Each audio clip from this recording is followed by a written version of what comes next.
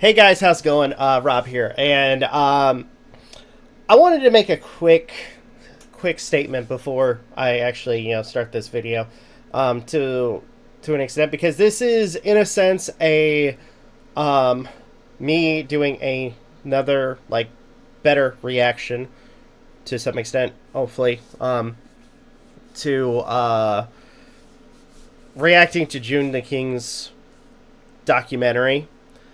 And I want to point something out right off the bat, because honestly, in terms of the title itself, I can understand how some people would feel, but I'm going to say this. Ultimately, do I hate the game Grumps or not? No. I will say, in terms of some of the drama that is brought up with this particular video, I will say I can understand why people were upset back at the time that these particular things were happening, but at the same time, I recognize that he's another content creator just like myself and many others, and there are a lot of times, especially when you're dealing with dealing with the internet, sometimes you make a mistake. Sometimes you say things or do things that are not the best, so to speak. I do believe that in terms of content creation, people Aaron, Dan, so on, they're very creative. They're ultimately they know their audience. They continue to be entertaining, to make great content, and above all, just seem like decent couple of dudes. So with that, hopefully you guys enjoy the commentary itself. And hopefully I did a little bit better this time in this 2.0 of my reaction to the Joon The King video. So with that being said, thank you all. And thank you. I want to say, in terms of being critical, I appreciate all of you guys. And I will see you guys probably towards the end of the video. But anyway, take care.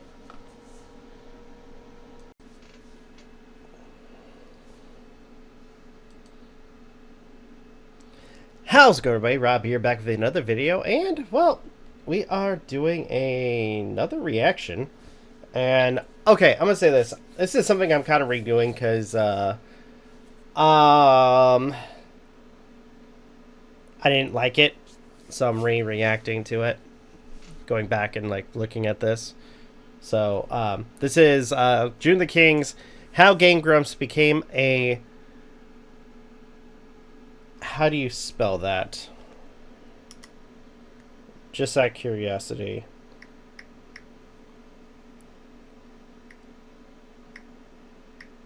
I feel dumb for even asking.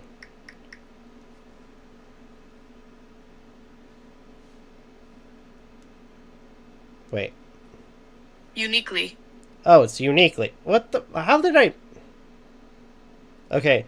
In a way that belongs or is connected to only a particular person or thing. Okay. So anyways. How Game Grumps became a uniquely hated channel. Alright. So. And I'm going to call this Joon The King Reaction 2.0. So. Here we go.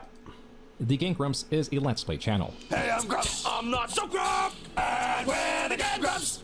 One that has been active for more than a decade. Its co-founder, Aaron Hansen, has been an online content creator for more than 2 decades. This means his online footprint is so cool. This is going to be really cool to watch. The website where you got There's going to be a lot of history on this. But also the hatred that came with it. I was tremendously and horribly bullied, and it was encouraged. This animosity would remain a constant in Aaron's and Game Grumps. Nobody loves to be bullied. The other half of the Let's Play channel was John Jafari, known online as John Tron. Yeah. This is John Tron. Hey. What started as a... It's been a while since I watched John Tron stuff. I need to watch his stuff again.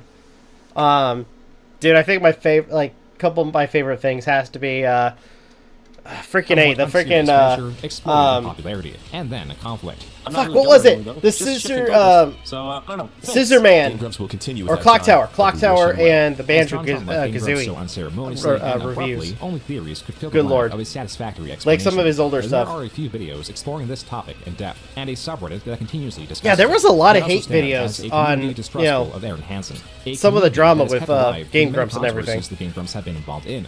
This intensity of interest goes both ways. The people that watch Game Grumps fucking suck. A typical Let's Play channel is innocuous in nature. Yeah, but Grumps to are some not a extent. typical Let's Play channel. As such, this video will attempt to understand what sets them apart, why there is so much contempt for them, and how much of it truly is Aden Hansen. This is not going to be good. In the late 90s, animation, even in its simplest form, was no easy feat. In the grander scale, yeah, animation, like for those several years to hand draw. But with improving technology, for CGI, a lot of people, animation is, it takes time. It takes like any form of like media. It takes time and practice. Can now be used for feature-length films. This process was still expensive, partly due to its experimental nature. From the software needed to the specialists hired, innovation was not cheap. And once everything was in place, it is not. Work was it is easy. so Models not. had to be created in a 3D space, from barely perceptible items in the background to characters seen. I mean, I'll say, considering, you know, like my own setup, stuff that I have, or stuff that, you know, other people have, you know, obtained in order to, you know, do this kind of thing, do their passions. It's not cheap. It is not cheap whatsoever. I mean, I got, like, just as a reference, I got a 2-monitor setup. I got this stand, or this microphone here. Let's say periodically I'm doing my Let's Plays, you know, I got a couple of consoles, you know, everything's set up. You know, it's not cheap. It's not cheap whatsoever. There's a lot of money that goes into this stuff like this. And then comes the lighting, textures, and other necessities that require consistency and collaboration. Meaning that while I got to applaud people that have gone into animation, like truly. State, as was true with the rest of the industry, there was little one. I'll say it before and I'll say it again. Like it is Hansen, an amazing talent for people to get into animation. Was a flip book of Toy Story and a really? Inspiration. I feel like I experienced flipbooks before, but for some reason that one really like spoke to me, where I was just like, "This is amazing." Flipbooks are always interesting, but it's just pictures. Around the house we had one of those like post-it note stacks. Okay. And I was like, this looks exactly. I could just make my own flipbooks with this, and so I started doing that. So that's how he started doing flipbooks. With understanding the fundamentals of animation, in that it is the illusion of frame-by-frame movement, he found other ways to animate. And then there was an episode of Muppet Babies, where Muppet Babies, Nanny's camera, and it had like a button that would take one frame. I actually remember that episode. Yeah. Muppet Babies. With this camera, Aden would make claimations by rigorously starting and stopping the camera, making sure to capture as little frames as possible. These small projects would remain at most in circulation within Aden's family, but as technology was pushing animation forward, the internet and its evolution, its constant improvement, allowed for file sharing beyond images. So it does seem he's gone through a lot in terms of animation. One infamously known for allowing users to share music, foregoing any payment. And I've watched a bit of his Eagle Raptor stuff too, so maybe you're looking for this. The one thing that really left a mark on me was, I don't remember who made it or where it's from, but it was Star Wars in 30 seconds. Star Wars in 30 seconds? What is that? Just like, Star Wars, do clean the droid, I gotta save Leia, blah, blah, blah. Now, we will show you who is the most powerful. Oh, yeah? Oh, my God. Because we are very strong. Oh, yeah, well, we're very strong, too. Isn't that right, Frieza? Yeah, what is... Is this him? Is this him doing this audio? This audio was recorded by 13-year-old Aden Hansen.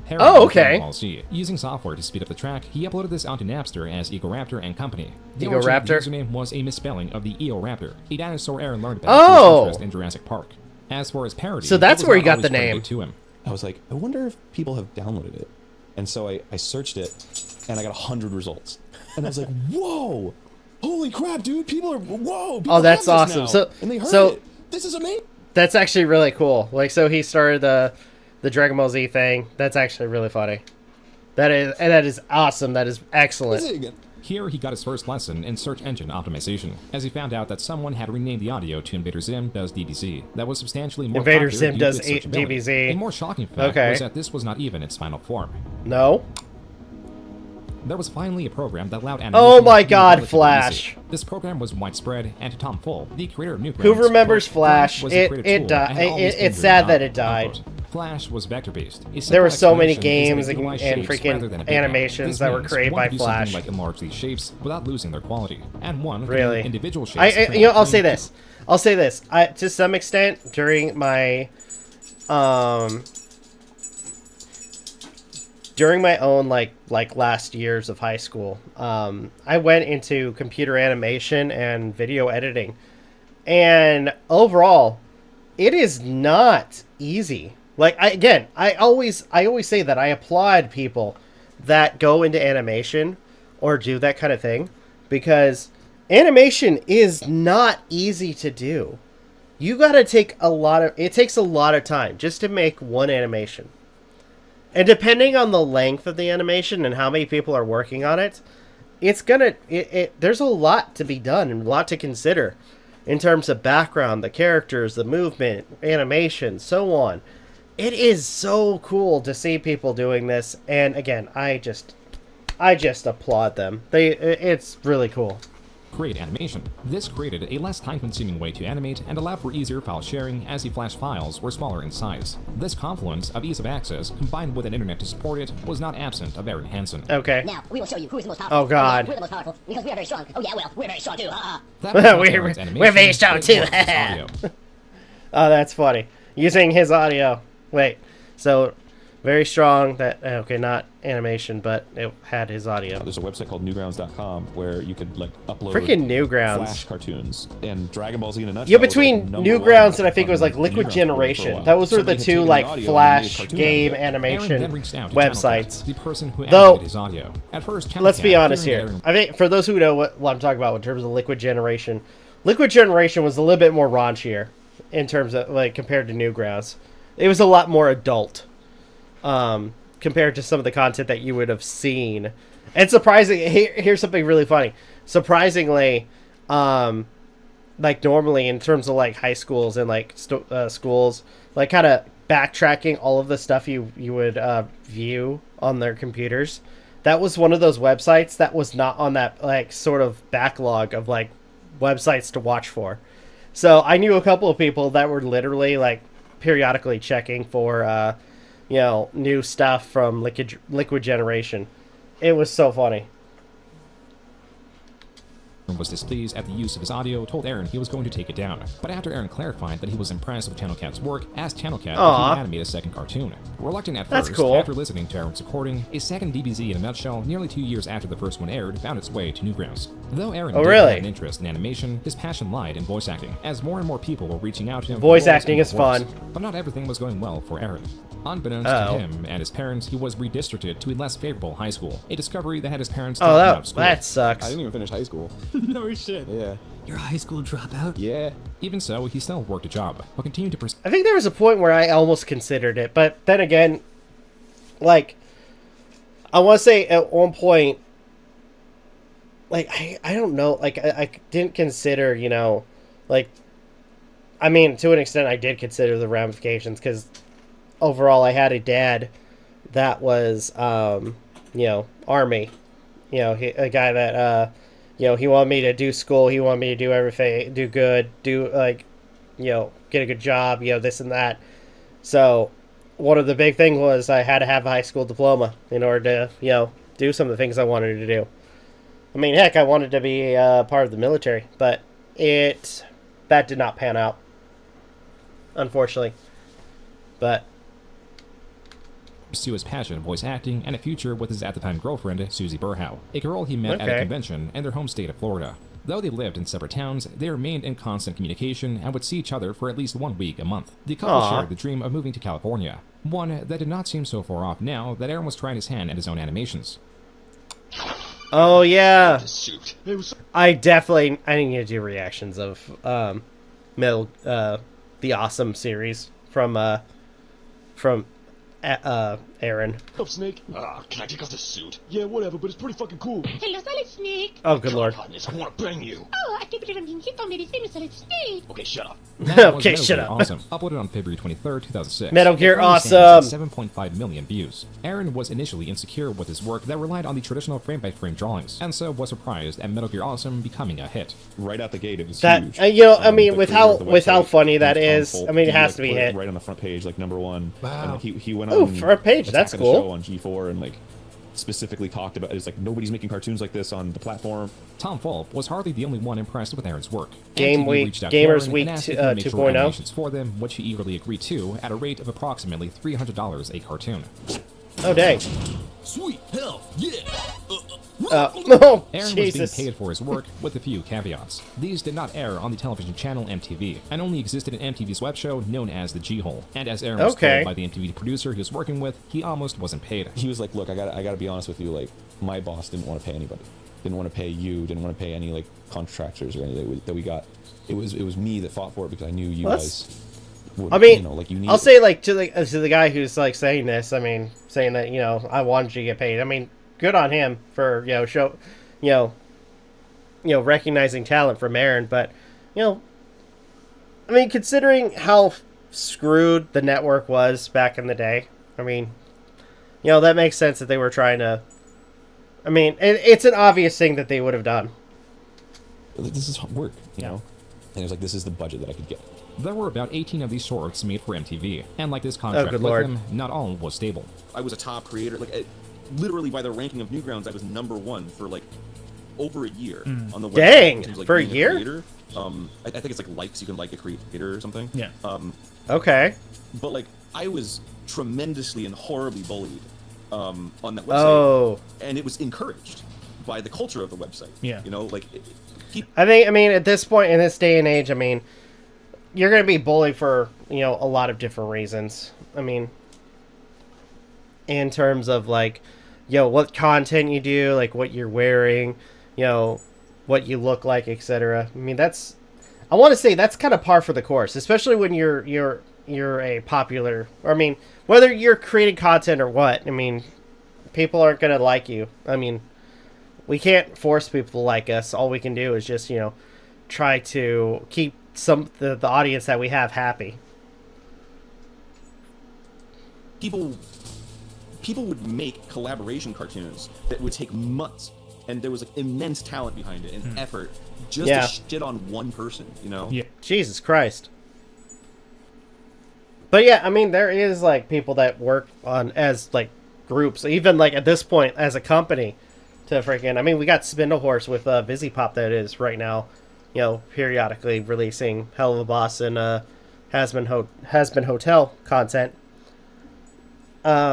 Which, I'm going to say this, the one announcement that we heard for Amazon Prime, the fact that, the Hellverse is finally coming together with both Hello Boss and Has Been, in a sense, kind of, coexisting together. So, all in all, I'm going to say that was actually really cool news. And it was kind of expected for that to happen. Yeah, yeah.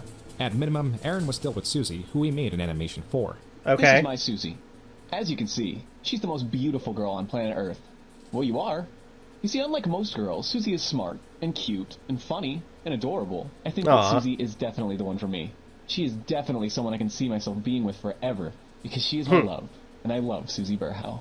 Aaron moved to California That's cute. without Susie and continued to post on Newgrounds by expanding his awesome series. I remember one day Aaron was just like, you should move to California. Like, that's where all of our friends are. And, like, Aaron wanted to be a voice actor at the time. Right. And we were like, well, that's where all the voice acting happens. And I was into modeling, and I was like, well, I'll get more modeling work for there. So we were both selling all of our worldly belongings to move to California. And then the breakup happened. Oh, yeah. shit, that's when that happened?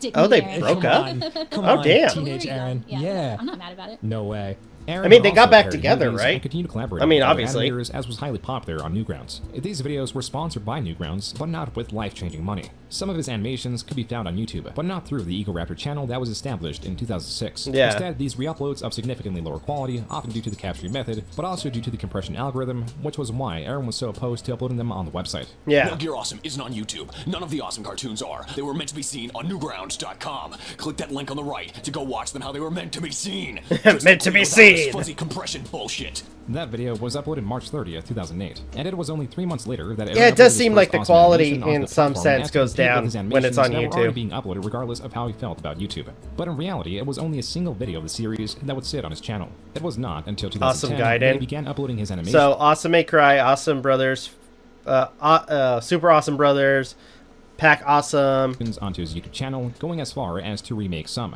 PSP I partnered Squirrels. with a company called Machinima, which isn't around anymore. It was very simplistic. back Yeah, then. Machinima's It was like, dead. If you get 1,000 Good views God. on this video, you will Another get thing $2, that's been you know, like, long gone. Very.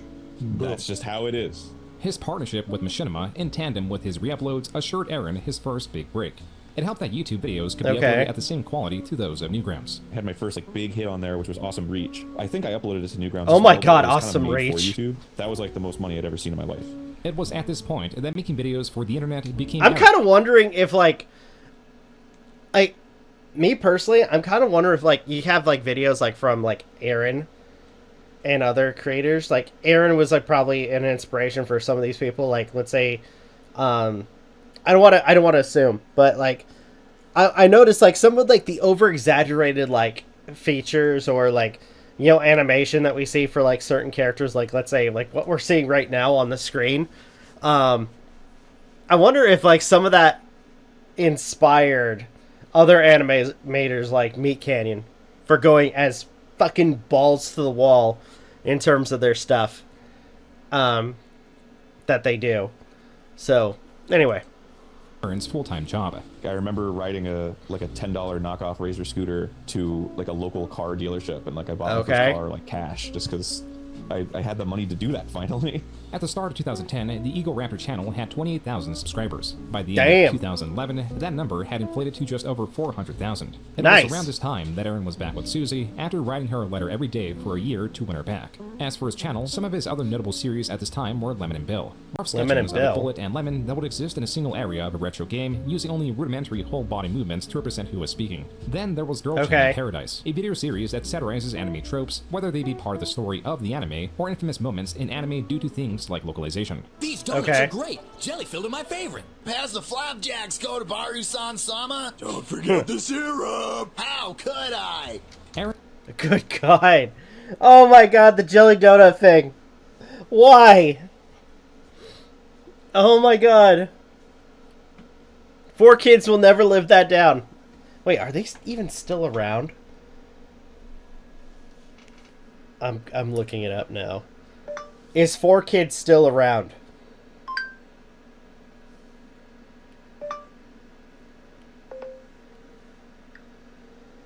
No, 4Kids Entertainment is not still around. The company went through several transformations and eventually filed for bankruptcy, ultimately shutting down. While some of their former properties are still available for streaming or licensing, the company itself ceased operations in 2017. You know, I'm not gonna lie, they will not be missed.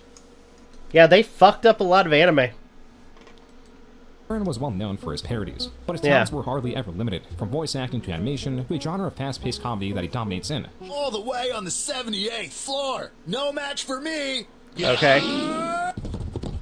He has proven himself to be capable. Through these means, Aaron's personality comes off in his videos, though Lemon he and Bill never addresses his audience directly. That was until Sequelitis. Sequelitis! Game sequels, often criticizing game design choices.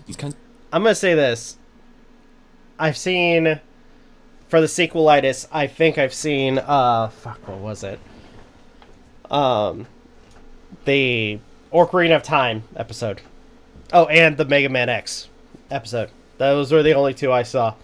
All in all, it was a lot of fun to watch. Kinds of things are meant to elongate a game. They're meant to manipulate you into thinking you're achieving something more than you're actually achieving. What? Huh? Okay. What? Other times, entirely positive. See, this is a sequel. This is a fucking sequel. You thought I was going to talk about bad sequels all the time on Sequelitis? Fuck no. The series highlights the changes made from game to game, and breaks down both the thought process of the choices and players' actual experience. In a space full of those seeking to replicate it was really well thought with some of his breakdowns. Video game nerd, Aaron was carving his own path, adding this unique spin on game examination in combination with his trademark animation. It was unique. Was this Land Before Time? Capcom was like, fuck. Even with all this hard work and continual growth, there was a genre that was always present on YouTube. But in the early 2010s, Let's it was taking over the platform by force. How's it going, bros? My name is PewDiePie. The Let's Play had been unleashed in full force on YouTube, once restricted by litigious game studios in opposition to having their games showcased for free and a lack of monetary incentive. The genre He's been doing a lot, like, as far as I've seen, he does a lot more, like, vlogs. Last time I checked. I could be wrong. Somebody let me know. But I'm last time I saw anything PewDiePie-wise, it's been more of, like, vlogs than actual, like, Let's Plays. Markiplier's still doing the Let's Play thing, but not as often. It seems like he's doing more of like indie games, like indie like horror and stuff like that. Genre of videos where one would provide commentary while playing a game was arguably the most popular form of video on YouTube. These were easy, cheap, and fast to produce. Viewers would hop from video to video, which increased both click-through rate on said video, increased... Yeah, that's when... Oh my god, that's when freaking... back in the day, when, like, the limit was, like, 15 minutes. Like, you had to... Your videos had to be under 15 minutes. Like, I remember... Like, no joke. I remember, a while back, like, I was strolling through fucking YouTube, and I came across a BioShock Let's Play, and it was like 12 minutes for each episode. Like, no joke. That was literally how long each episode was. 12 minutes. It is that freaking insane.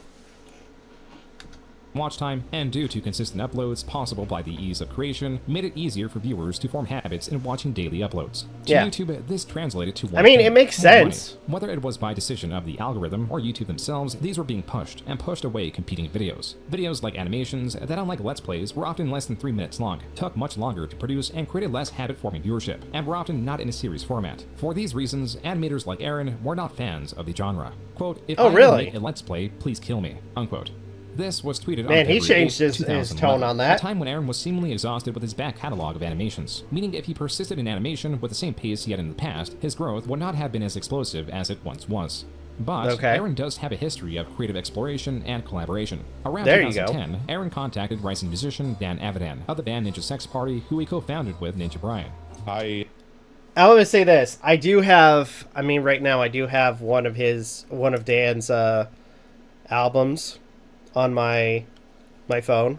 This is when, by the way, this is when, like, Google still allowed you to buy music. I'm trying to find it right now. I have Under the Covers. I'm pretty sure I had another one. I have the Starbomb albums. But yeah, I think the only one I have is Under the Covers for Ninja Sex Bang. And I think I'm not gonna lie, the reason I bought the song, or bought the album, like, no joke, was literally so I can get, I mean, I'm gonna say this, I like Dan's renditions of, like, some of the music, like Take On Me, Everybody Wants to Rule the World, Subdivisions, Your Love, Misunderstanding, and I am going through the whole list. Rock With You, Madrigal, The Burning Down, Jump, We Close Our Eyes, and then Wish You Were Here, and then finally, I mean, I chose this one to be last, but the big reason why I bought the album was his promotion for the, as you guys can see it, The Last Unicorn. Because he did his own rendition of the main song for that movie. Which, I gotta say, it's a classic, and honestly, a lot of you guys who have never seen it, who enjoy a classic animation, go check that out. It is such a decent movie. And I can't tell if it was made by, like, the way it's animated. I want to say it's, like, almost, freaking, I am drawing a blank of what the guy's name. But anyway. It had an idea to do, like, a video game parody song, and I was like, who better to collaborate with than them? So I reached out to them, and I was like, hey, who was the first one to do video game parodies? Or video game parody music, I should say. That whole experience was completely new to me. This video game parody song, and the band that was a collaboration of Ninja Sex Party and Aden Hansen, was in the works, but not public. And their association was not a secret. As in 2011, Aden promoted one of Ninja Sex Party's songs, in which he did animations for. The reason I plug it is because Igor did some animations, as you can probably see in that little thumbnail. And they're okay. pretty good. Aaron was openly Nice. reaching out to content creators whose work he appreciated, such as John Jafari, known as JonTron, whose reviews were being praised and as such celebrated on websites like Reddit. Influx of subscribers like got 10,000 a day or something, right? And I was like, oh my god, because that was like really big for someone like in my position back then. Like it was huge, it was like doubling and more of my subscribers overnight. So I saw that it said Ego Raptor. Oh, it was like back on old YouTube when you could like see this easier. It was like on your page. I have it saved actually. It says it's. Oh no! Wait, what? What happened? I was a big Ego Raptor fan, but what can I say? It said Ego Raptor has subscribed to JonTron Show. And I was like, It was then that JonTron messaged Egoraptor. As it turned out, Egoraptor had messaged John first, but John had failed to see the message. Oh no! I didn't see it. I didn't see it until fucking like a year later when I was going back. I was like, oh my god, you sent me a message? I just sent you a message independently of that, and then you got back like, oh, I didn't think I was gonna get a response from you. I had no idea what the fuck you were talking about. You were referring to a message I didn't see. So, then we agreed to play Choo Choo Rocket, drink Dr. Pepper, and high five a lot. Yeah. The pair would later live stream, which is where this 5 And that's how it all began. Originated from, with Gerard, the completionist Khalil, sitting off on the side. It was oh my god, Gerard! Man, freaking A, him and his dramas. Of the game Grumps. The one that Aaron retells that inspired further collaboration was an argument while the pair played Super Smash Bros. Whether the character Wolf was a clone of a different character, Fox. Yeah. The boisterous nature of the argument made Aaron realize that there was something there. Hey, I'm Grumps. I'm not so Grump. And we're the Game Grumps! Hi, I'm Egoraptor. You might know me Oh from... gosh. Have you ever wanted me to play games on your computer screen? On your computer screen? Oh no. Oh, Jesus. This is John. Oh, jeez. Hey, we gotta play games together on the channel called Game Grumps. Click the link everywhere. Go subscribe or else. Game Grumps, as Aaron describes it, was a bit of a farce. It was a That's side a cool project way that to Aaron did not intro see doing as or well as it did. introduce the it was channel. truly a side project. It was like John would show up to my place. We would record like 7 episodes or something like that in the morning, and then for the rest of the day he would edit the episodes, and then I would work on one of the cartoons. With the pair dedicating only a day a week to this channel, the Game Grumps immediately That's actually became kind hit, of a cool mostly thing. Because there was nothing like I mean, like it. with how long their episodes were, it was like what, like again, like 15, like under 15 minutes. So it would make sense. Like they get like 7 episodes in, they do some editing, and then that's it. That's actually kind of clever. Good way, a good process.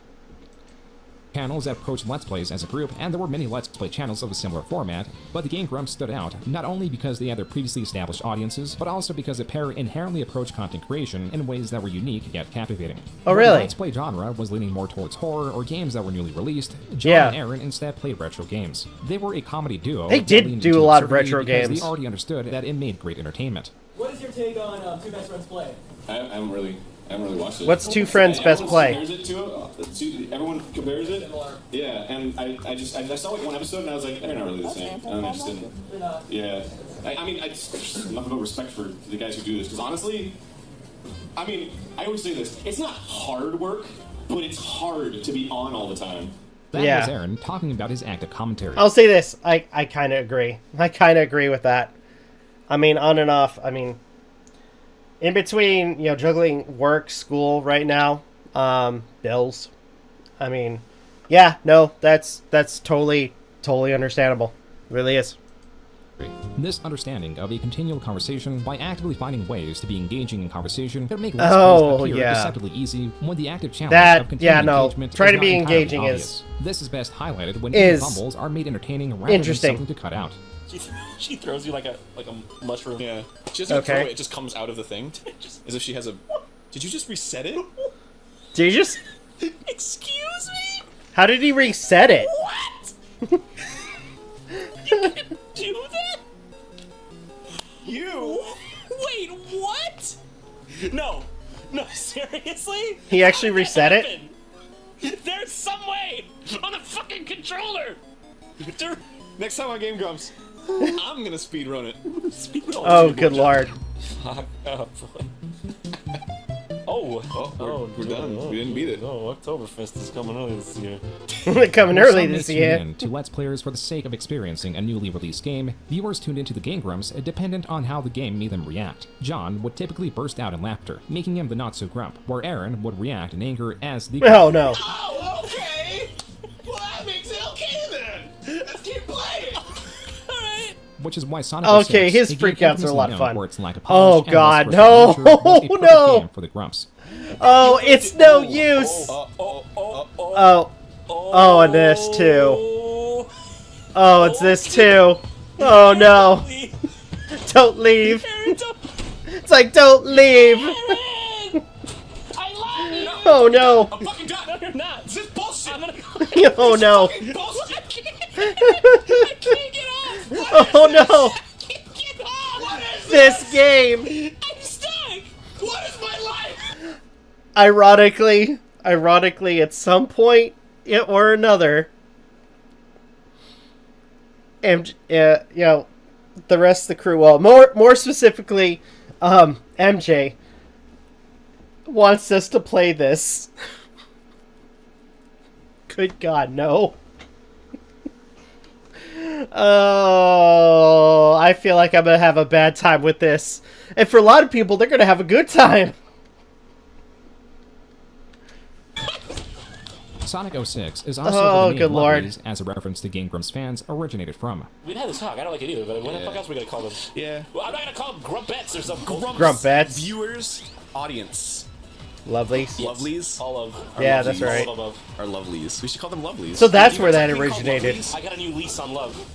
The Game Grumps commentary and the Lovelies who followed it propelled the channel to heights Aaron's own animation channel could not reach. In just a month of uploads, the channel had nearly 200,000 Okay. subscribers, yet it took only a fraction of the work Aaron was used to. By April 2013, 10 months into the project after hiring an editor, and during the Sonic 06 playthrough, the channel was at 945,000 subscribers, while the Ego Raptor channel was at 988,000.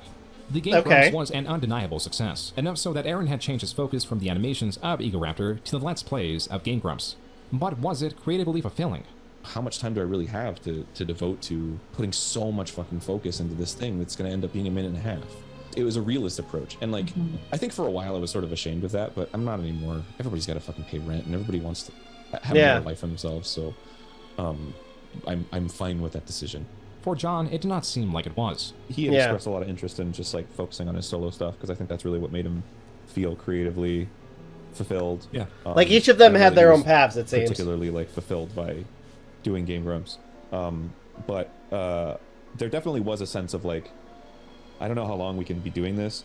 I felt like it was like really like trying to share my past experience with these games, but then it just got so like every day this is it, and it's like Sleepy okay. cast? I need to watch- or are those, like, just audio okay, then we're casts? just gonna exhaust this eventually. On June 25th, 2013, Ode to John was uploaded to the Game Grumps channel announcing John's departure. So all in all, I just want to say thank you all for the wonderful year that you've given me. I'm not really going anywhere though, just shifting focus. So I don't know, thanks. And your viewership will not go unappreciated. I'm gonna miss him so much. Who on earth am I gonna be playing games with now? Oh, Piccadilly whore! What? Those two. Okay. I've seen that video. Oh, that's so funny. You Piccadilly whore! Clips were from the same video. And I It does think I've appear used because that of the difference once in or quality and twice approach to in delivering my the own message, with John videos. taking an impromptu approach to addressing the audience, and Ego Raptor approaching it through a skit to introduce Dan Aden as a new host of the Game Grumps. All fans had to go off of, for the sudden separation, was his 2-minute, 40-second long video, where the reason provided is that John wanted to focus on his own channel. The suddenness of the separation, I think that, like, that really, like, kind of divided the community. What's more, Aaron, through John's desire to work on his own channel, kept ownership of the Grumps, and immediately had a replacement ready. This all made it seem like Aaron had more power in this situation, and was possibly the orchestrator of his and John's separation. But was it really planned this way? There was one night where Dan was over at my place and we were coming up with song titles for the album, and we were just like, like literally on the floor laughing. When we were naming the album, I had already started Game Grumps. So I had the thought where if something ever happens to John, like he gets sick or something, like this would be the guy I would ask to be my co-host on the show. Wow. And then, you know, eventually John wanted to pursue other things, and I was like, well, now's the chance. Following John's departure, there was an immediate sub-loss of around 10,000. There were Damn. feelings about the Grumps during this time, few of them positive. There was a distrust towards Aaron and a hatred of Dan solely for replacing John. Some viewers wanted the channel to fail, which made this transition even harder. Those were scary times, just because I felt like, you know, if People I do weren't this, happy.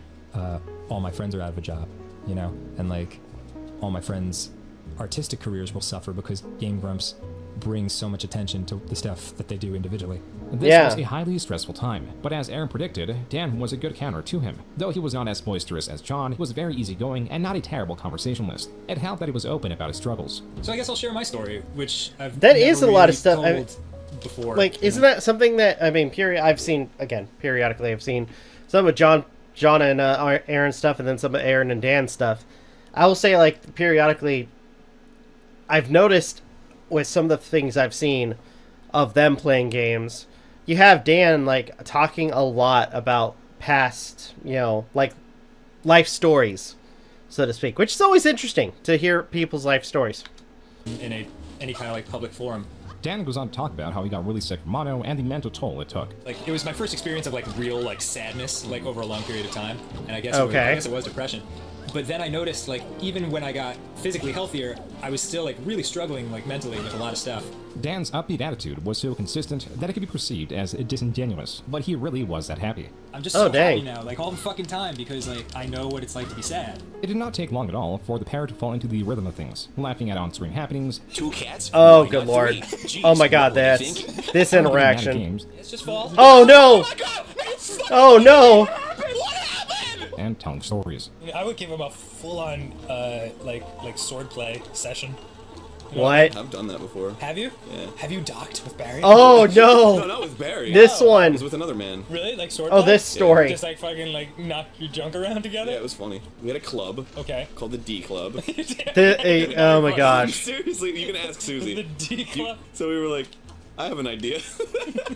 Let's create a club where we just show each other our tits. This is not real. I don't know. I don't remember what started it, but we just started fucking sword fighting. And it was like, my god. Yeah, and we were like, haha, it's funny because it's like a cockfight. Go out right now. I'm gonna do Ask Susie if the D Club is real and what I love this. Just wait. Oh my god! Are you fucking serious? I almost forgot about this. Live. And a new commentator, Robert Ross, helped bring even more diversity into the mix through Steam Train, a series focused exclusively on playing games. Oh yeah, Steam Train. We bought too many games. Now we gotta play them all. So what about the Steam Train? Toot toot. Yeah, it's been like, when was the last Steam Train? It's probably been a long while, right? Regardless, the dissatisfaction with John's departure was no longer just lingering. It was growing. On August 25th, 2013, this manifested into many subreddits critical of the game Grumps, one of which was the Conspiracy Grumps subreddit.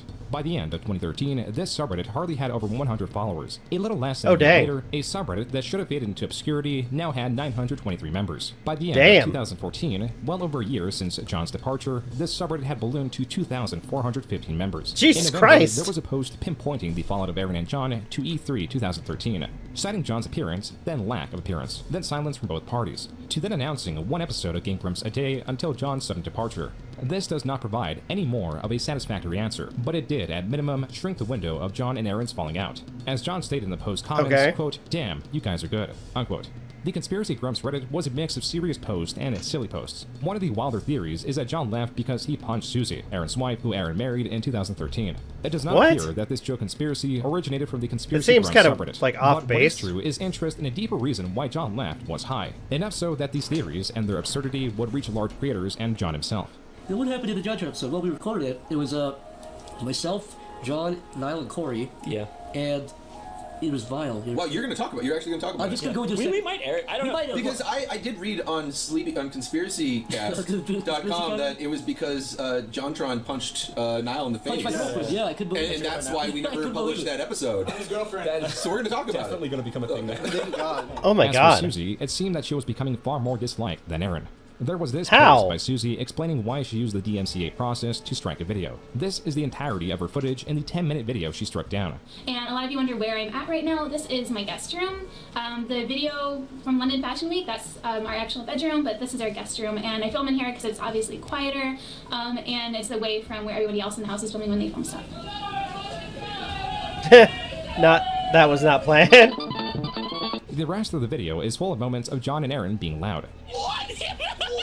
Susie in her post claims she took the video down because it was monetized, and that the user did not ask for permission. She goes on to say, quote, "There are lots of videos online about me and the Grumps. Some don't put me in a positive light. Do I take those down? No. I took this one down because it was monetized."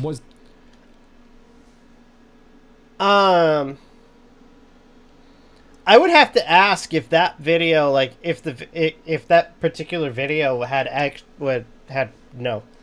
extra content, or at least it was, you know, a commentary video. Because if it had like somebody talking and then giving points, then by all rights it would have been fair use.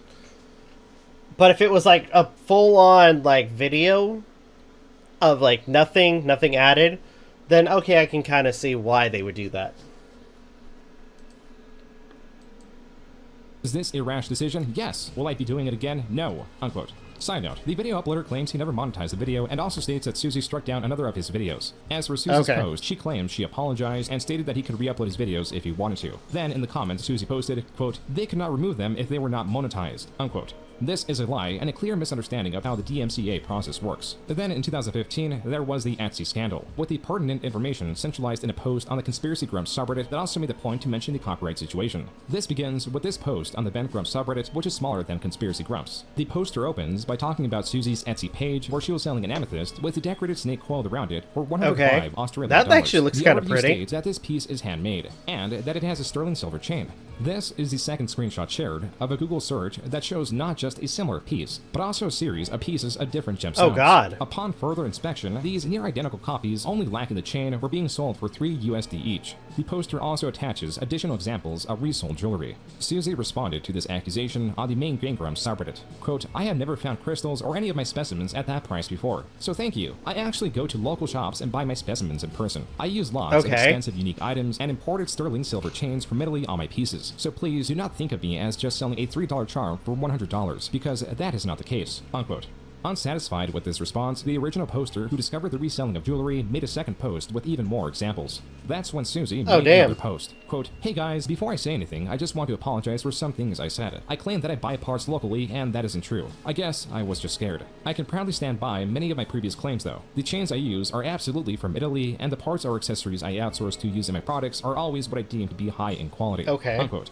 Some were open to Susie's apology, while others were disappointed with how long it took. Quote, "Unfortunately, I think for a lot of people, it's already too late. Coming clean was the best thing to do, but you had a chance to address it a month ago when it was brought up, and you told a lie instead. You're sorry, but mostly it'll look like you were sorry you got caught." Unquote. Among the comments responding to Susie was one from Egoraptor. Quote, "I'm absolutely impressed. It has been my sincere effort to approach the subreddit with positivity and encouragement, and I apologize for the tone I'm about to strike, but I don't know any other way to phrase it. I read that all people want is an apology. There is an apology, and now it's like the apology is the worst possible thing that could have ever happened." Unquote. Aaron goes on to state that the I think all in all, they just wanted an apology sooner, it seems. And possibly fabricating evidence. He also states, quote, "There's no text anywhere in her store stating her parts and accessories were bought locally, and she apologized for claiming they were elsewhere. All the descriptions in her shop are honest and fair. If you have a problem with the semantics of claims like quote-unquote handmade, then there really is no arguing." Unquote. Aaron also makes note of Susie's taxidermy shop. Quote, "This sort of micro-policing is absolutely ridiculous. Reveal all of her sources for parts and specimens. It does seem like it. Been common practice among product makers aside from marketing stunts, which are mostly lies anyway." Unquote. There was also the displeasure of the Game Grumps influence to promote the shop.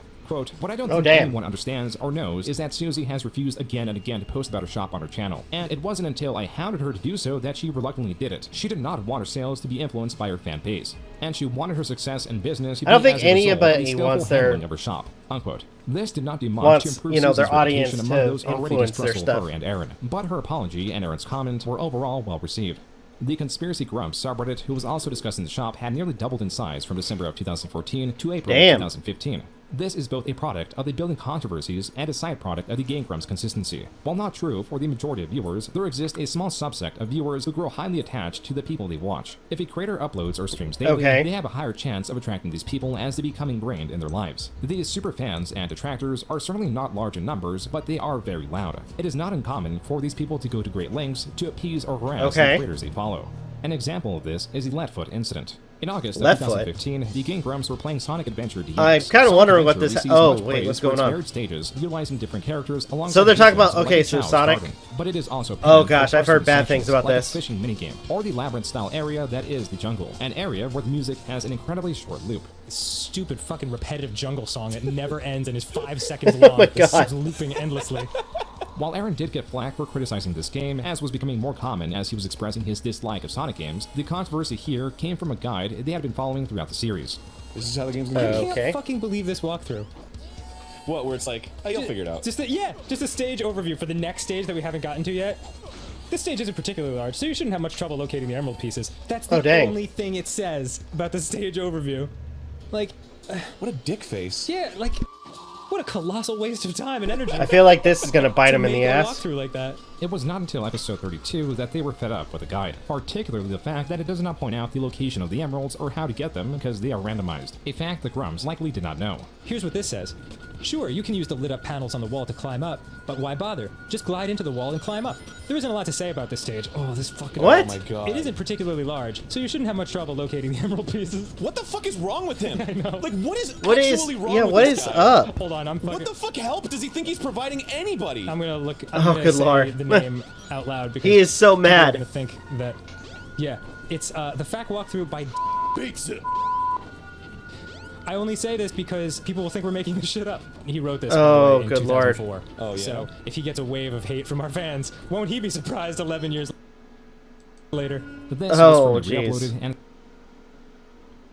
censored version. The original episode had Dan and Aaron naming the guide's author, who goes by Leadfoot. This Oh, is his no. guide, and this is him on That's Reddit probably not a reacting good to the idea. upload. Quote, ha! Hey, I actually wrote this damn thing over a decade ago when I had nothing better to do, and had completely forgotten it until this, development was brought to my attention, unquote. Leadfoot goes on to say they wrote this guide at the age of 12, and they were updating it to include the information that the emeralds are randomized. A Redditor then asked Leadfoot if he is getting harassed as rumors were going around that his address and phone number were being spread around, where Leadfoot Oh, good replies, lord. quote, putting my name anywhere was a rookie mistake. Nothing too bad, unquote. Realizing his blunder, Dan posted an apology to Reddit where he clarifies, quote, at the time I thought it was being funny, but I should have absolutely had the foresight to realize that some people would actually seek him out and harass him. I'm not going to make any excuses. Yeah, that's not good. I mean, the way they went about it could have been done better, but it was not good.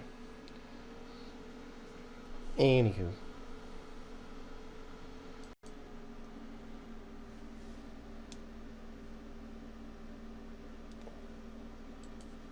Other than to say that he talked non-stop on his show every day for years. Okay. What happened? You're bound to eventually say There or we do go. some stupid shit that you don't fully think through. I really regret my action, and hope that this blows over with the walkthrough author getting as little disruption in his life as possible. Oh, unquote. man. Leadfoot responded to Dan's post with, quote, just to offer some closure, Dan did reach out and apologize. The fact that the... And, you know, at least they apologized, man. I mean, I think that's important, is that they did apologize. I mean, it's kind of, it's, in terms of, like, the whole, you know, thing, the whole, you know, what was it called? The, I am drawing a blank. I don't know why I'm drawing a blank. The whole, walkthrough thing. I mean, yeah, it looks bad with them, you know, kind of making fun of him on that. But at the same time, I will say it is good that Dan apologized. The vast majority of you guys thought that this wasn't cool right from the start is also appreciated. Never thought I'd see YouTube comments not only about me, but actually defending me, unquote. This became a meme of sorts on the Game Grumps subreddit. By the end of the Sonic Adventure series, Dan shared his appreciation at how Leadfoot took it. Oh, I guess it goes without saying, shout out to our boy Leadfoot. Oh, there we go. You turned out to be fucking awesome and we love you. And they give him a shout out. That's good. Some still displeased claimed that Dan doxed Leadfoot, but that was not the It case. happens. As he only drew attention It to the happens. guide in where Leadfoot had made his email and such public. And since then, Dan has seemingly avoided any similar public comments that could cause target harassment of that extent. Yeah. This was a hiccup in a time of explosive growth for the Game Grumps. The monthly viewer counts were in the millions. In 2015, the Game Grumps channel was receiving triple the viewership month per month than it was in the JonTron era. At the Dang. peak of 2015, viewership rose as high as 93 million views in a month. On November 30th, 2015, celebrity Chris Pratt tweeted, quote, these dudes at hashtag Game Grumps have a lot of loyal fans. After listening, I can see why. So funny. Hashtag F Bowser. That's Chris unquote. Pratt, dude. What's more, Starbomb, the initial collaboration between Ninja Sex Party and Aaron, had finally taken form. The video game theme Oh my music videos gosh. were a massive hit. But even with all these Zelda successes, rap, some fans long for a different Luigi's time. Lullaby. So my question is, what are the odds that we might ever see John and Danny on Grumpcade? Oh my God, That did that happen? I don't think it did. I mean, it's the same with any of our friends who are on the other side of the country. Yeah. It's like totally a question of like logistics and like whether we can like just line up our schedules right. The only barrier of collaboration was distance, as John was in New York. This news quelled some of the more extreme conspiracy theories that something terrible happened between the two. Little did fans know that there would be a collaboration, just not through a Game Grumps episode. Yeah. John, you're a friend. An old friend. A friend? I don't think I don't remember seeing this. Series known as Stargate. Okay. A collaboration between John and Maker Studios, where That's through 9 kinda cool. episodes, John will go through Star Wars media, whether it be games or the infamous holiday special. This opened Oh god, the holiday special. collaborations between the two. It was shutting down the conspiracy theory era. But Yeah. interestingly enough, Aaron for a period did not even know if there was animosity between him and John. The first host I had on Game Grumps was John. We started the show together, and then he left, and there was just this sort of like weird period where we weren't like acknowledging each other, because it was just kind of like, it was weird. Like it was a little weird. Like, Was it like family leaving? yeah, kind of. It was Yeah. it was just kind of like I don't know if I'm mad or not, and then it's like he was the same way, and so we just didn't really talk to each other for a while. But then like we were just kind of like, I mean, that would kind of explain why people were. I mean, yeah, I think if this is like behind the scenes, then okay, but it would kind of explain for acknowledgement. I mean, that would kind of explain why like some people were like thinking, hey, like did they like break up or something like that? This and that. And I will say there's a lot of times where, like, let's say, like I myself, I mean, dude, my family is just spread out throughout the country, and there are a lot of times where, due to work or just this and that, there are a lot of times where I end up like not having the time to interact with everyone. Especially since I got like 4 brothers and freaking 2 sisters. I got my mom in one state, my dad in the other, and it's just, and my grandparents, which due to certain reasons I don't contact them. But overall, it's like, I mean, a lot of times when stuff is going on, I want to say that when stuff is going on, there's a point where you don't end up like communicating. You guys have a lot going on, so it's not a bad thing. It's just it just shows that you're busy. we had coffee, and then we did, and we were like, things are cool, right? Yeah, things are cool. John on a live stream expressed that he missed working with Aaron. That shit made me miss working with Aaron. Our chemistry. Yeah, you guys, I was surprised by that. You guys really haven't worked together in, what, like 3 years? And you guys walked the stage, you guys immediately just had the chemistry. Oh, Oni Plays. Is this Oni Plays? It was during this time, from 2016 to 2017, that subreddits like the Conspiracy Grumps received very little growth. A time of collaboration with other channels and celebrities. Welcome to Game Grumps. This is the front door of the area.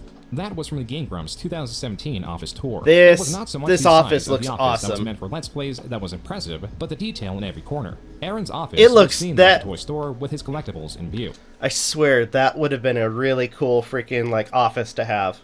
Like, no joke. It looks awesome. I want to say a lot of the inspiration looks more of like something you would have seen in like Japan or something.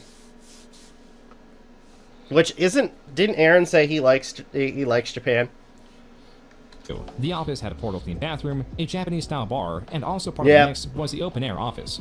And this is the It open looks office. This is gorgeous, where the man. Working, to make Dream Daddy a dad dating simulator, which you can check out. This access in the creator space is not uncommon. There are also not many creators who produce games, have such a large employee roster, and have editors such as Super Mega who still film for their own channel.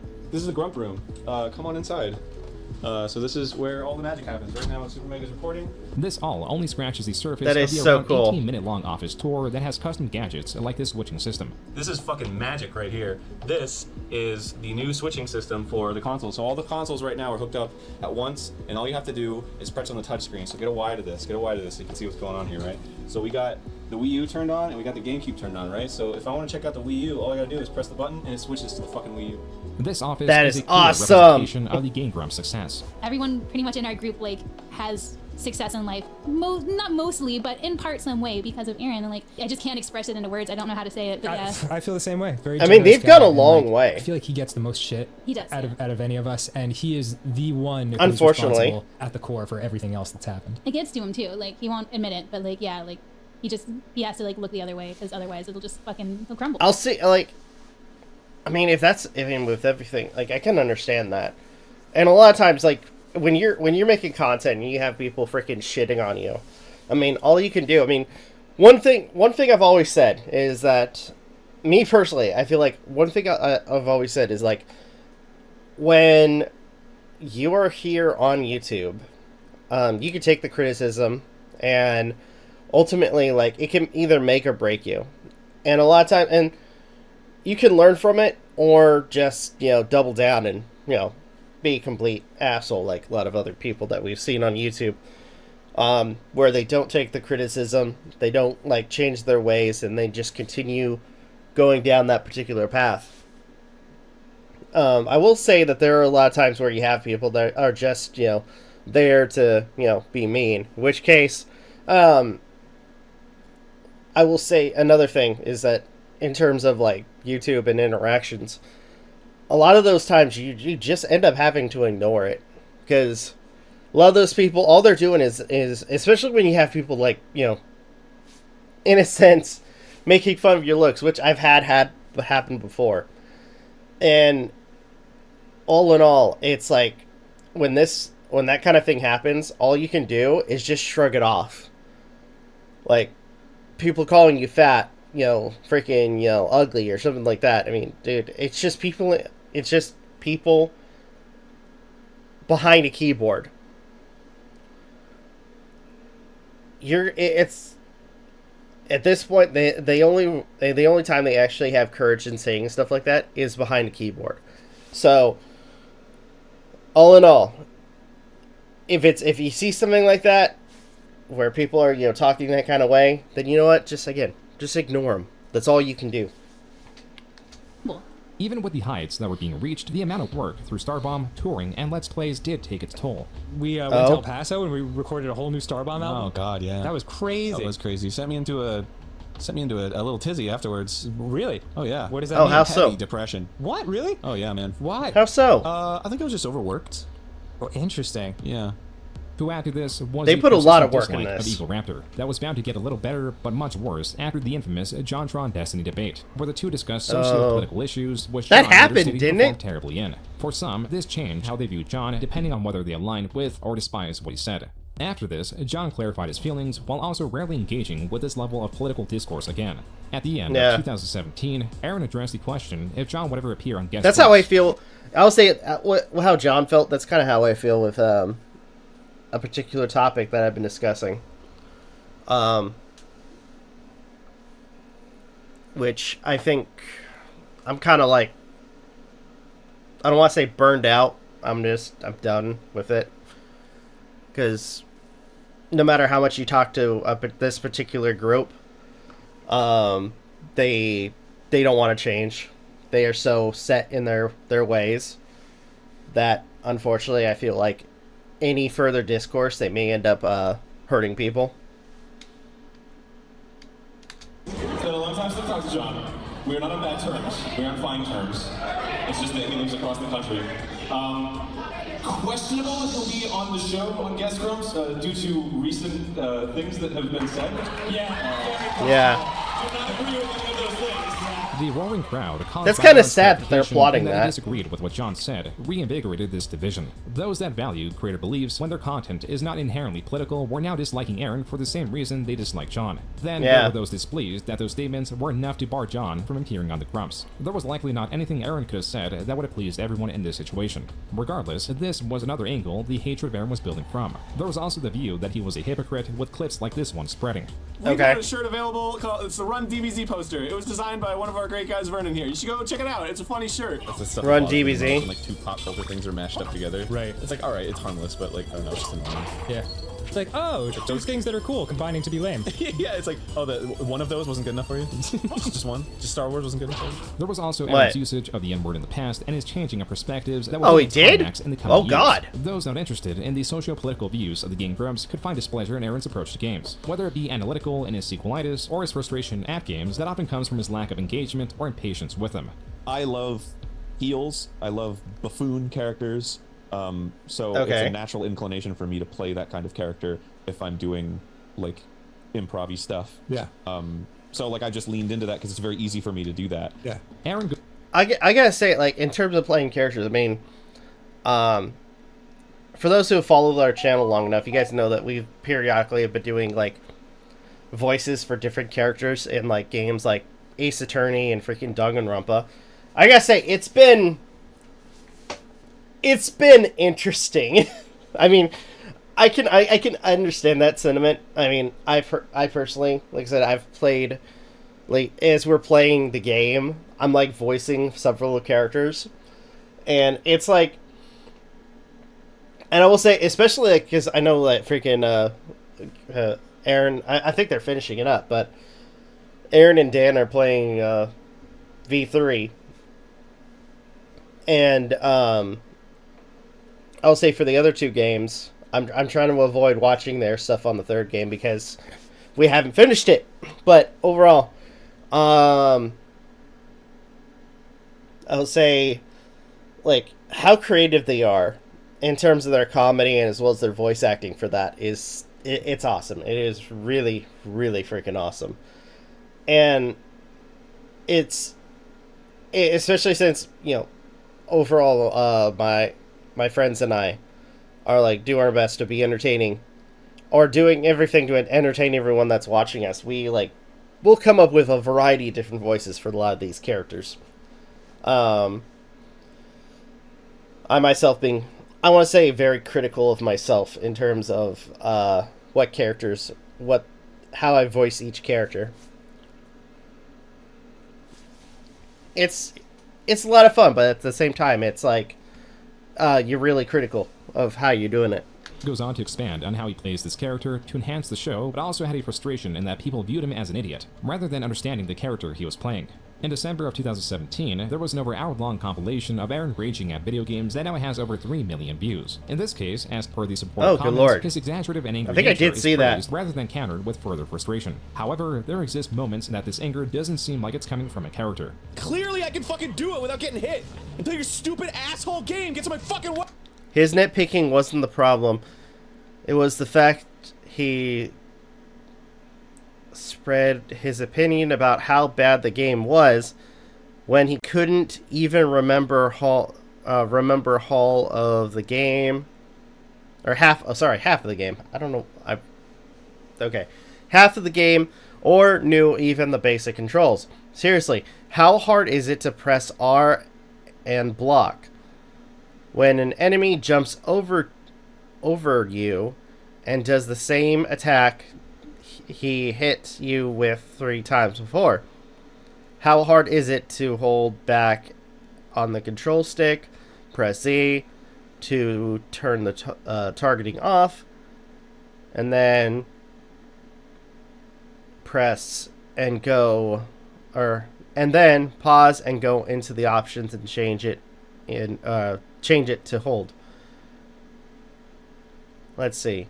How hard is it to figure out the reason you keep getting hit is because you're wearing the boots whose gimmick is to make you hover, but at the cost of limiting your mobility.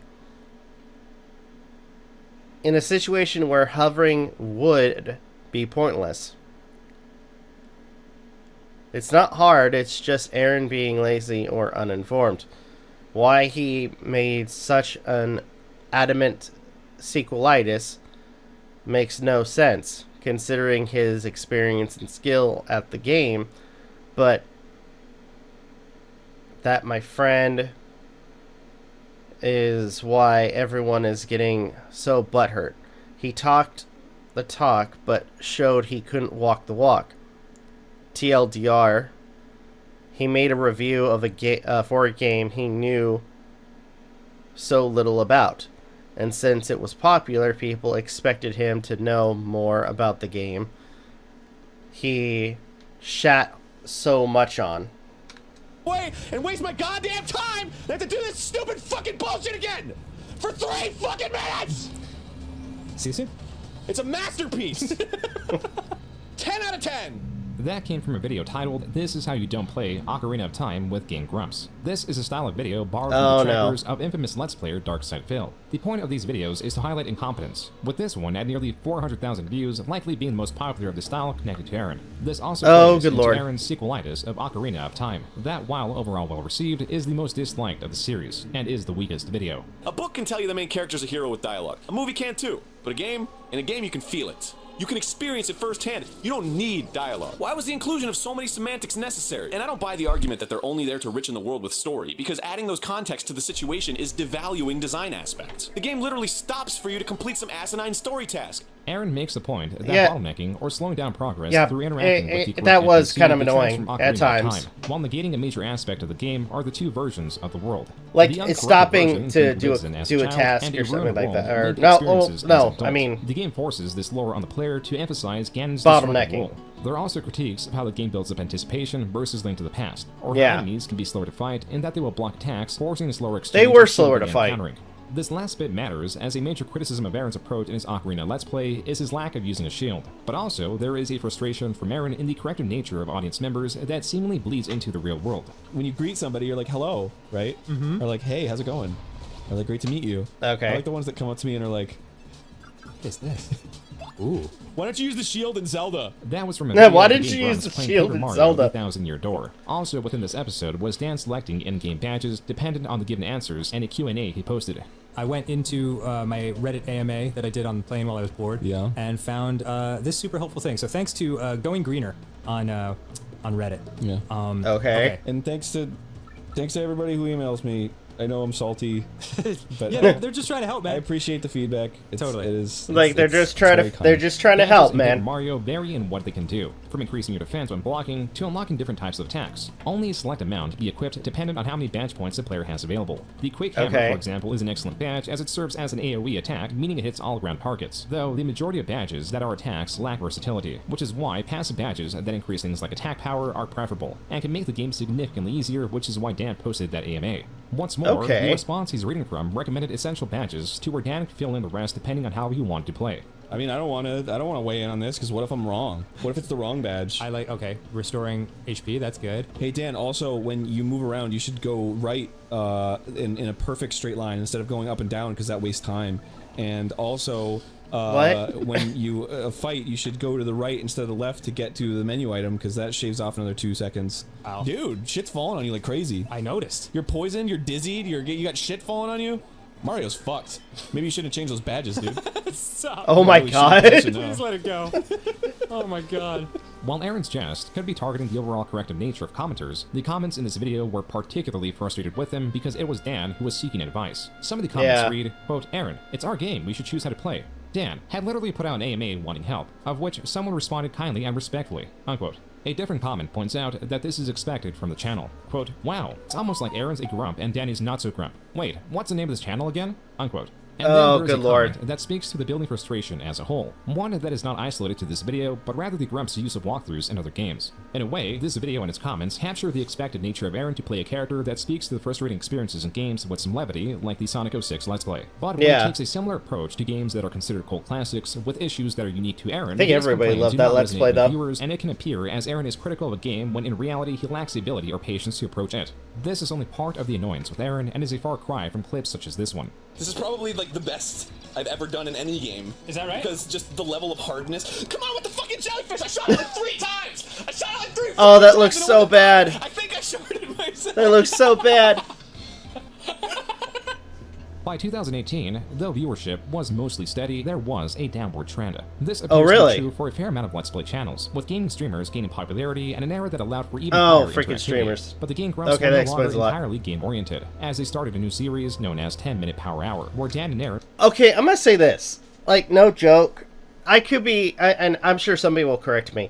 Like, when they started doing the Power Hour thing, I always, like, I looked at it, and it kind of reminded me of what Rhett and Link were doing for, their show, Good Mythical Morning. Like, that's the way I looked at it. But I realized that's not the case. would use products or enjoy other activities in front of the camera. There was also the short-lived YouTube Red series, Go to Game, with Dan and Aaron. Oh playing yeah, they characters did do that are their own involved in show. an esports team. This show was panned, and like many YouTube Red shows, it was discontinued. The Grumps were becoming... Well, I mean, I think, like, didn't they stop doing the YouTube Red thing because people, a lot of stuff going on? I mean, around the same time, you had freaking, I can't remember if it was the exact time frame, but he had content creators that were in their own controversies, like Logan Paul, for instance. Because did they cancel him in his own show in that, or for YouTube Red because of the Suicide Forest video? As far as I can remember, that did happen. Like, Logan Paul lost his spot, or at least he lost part of his what he was in that show. I can't remember what it's called, though. From late 2018 to the following years, there would be a series of major controversy.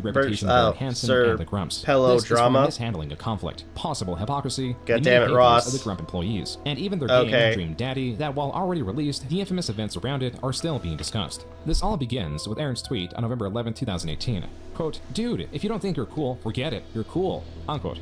A fan responds, quote, "Unless you're Ross, then you're not cool." Unquote. Okay, what's the problem with Ross? To which Aden responded, quote, "Bump you. Ross is great. I don't appreciate you talking smack about my friends." Unquote. The fan then apologizes and later donates on stream. He says, "Aden, I hope you weren't really mad about my Ross not being cool tweet. I was just joking in homage to the old days of Damn It Ross, but I got hate from people when you responded. Love you guys." Oh, dang. When people make fun of my friends. Fair enough. You know what actually does That's bother fair. me about it? Tell me, Aden. It's just that, like, just because it's a meme, it's okay to, like, shit on somebody, but it's not.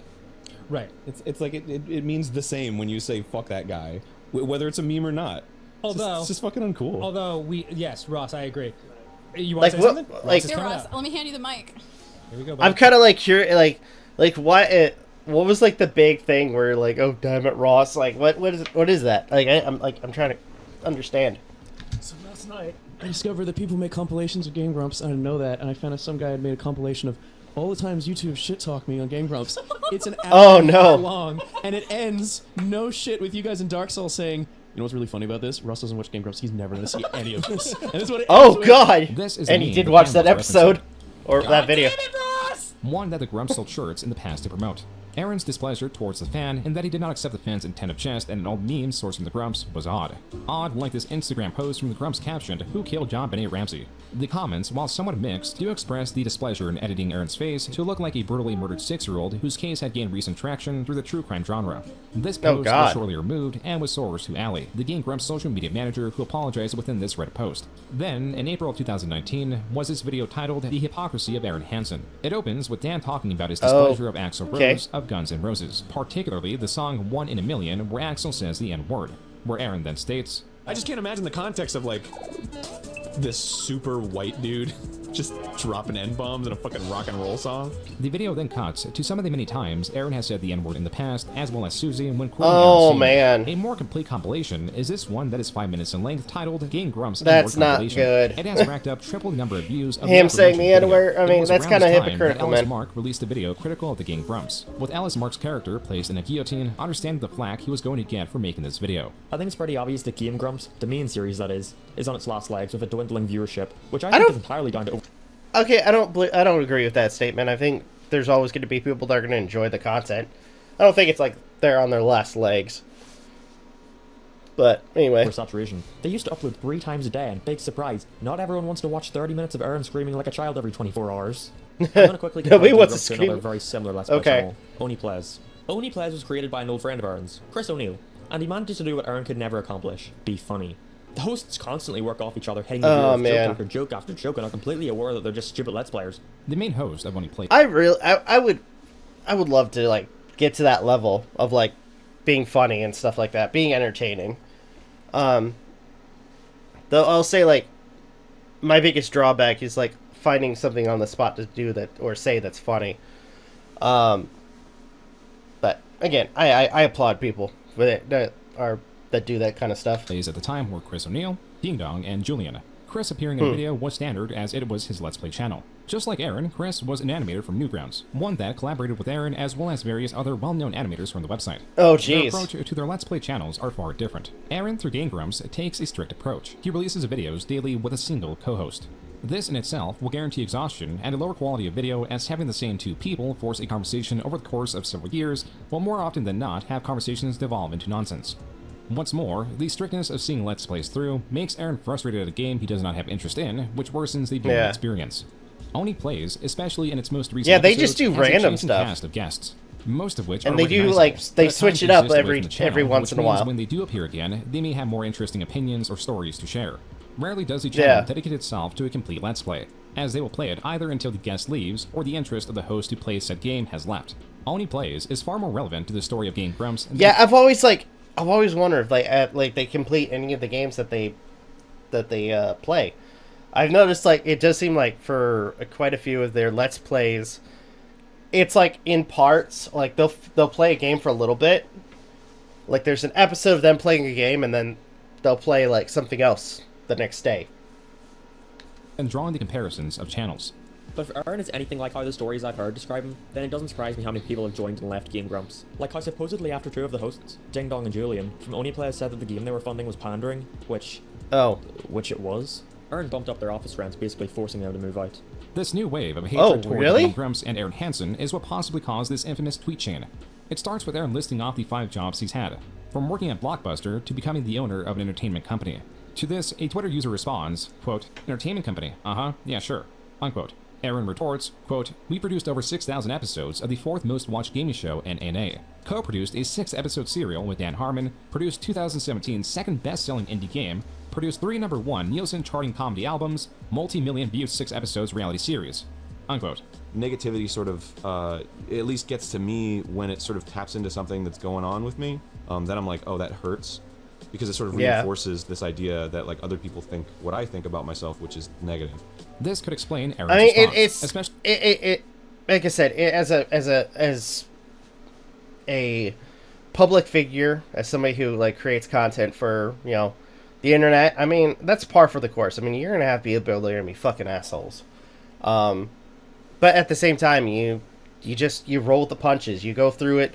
You do what you can to continue to make exciting content for people. And a lot of times, especially with those individuals, if you're not doing anything wrong and you have these individuals that are literally just flailing the arms and freaking throwing around insults, then you just let them flail for however long they want, and just ignore them. Especially during this period of negativity around him. As a counter to this, the subreddit Positivity Grumps was established on April 30th, 2019. But it did not take off and currently sits at 217 members. The Rant Grumps subreddit, however, was getting increasingly more popular with its 8,200 members. Even so, the actual Game Grumps subreddit towered above it all at 196,000 members, though it was just as critical towards Aaron during this time. Then, on May 3rd, 2019, Super Mega announced they were leaving the Game Grumps. Coincidentally, the same day, Chris O'Neill tweets a 2-letter word, ha. The responses are mostly referring to Super Mega leaving. 7 days later came the announcement of Ben. So now we have the delightful new Ben. Ben, say hello, everyone. Hello, everyone.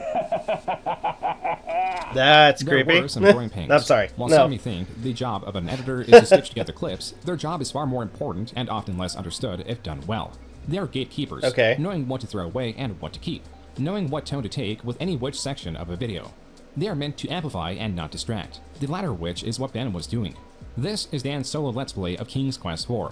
This is a very slow and quiet game. It complements Dan's relaxed demeanor and is something viewers can relax or even fall asleep to, only to be woken up by Ben's editing. Ben will cut back in once I've found that unicorn. Here we go.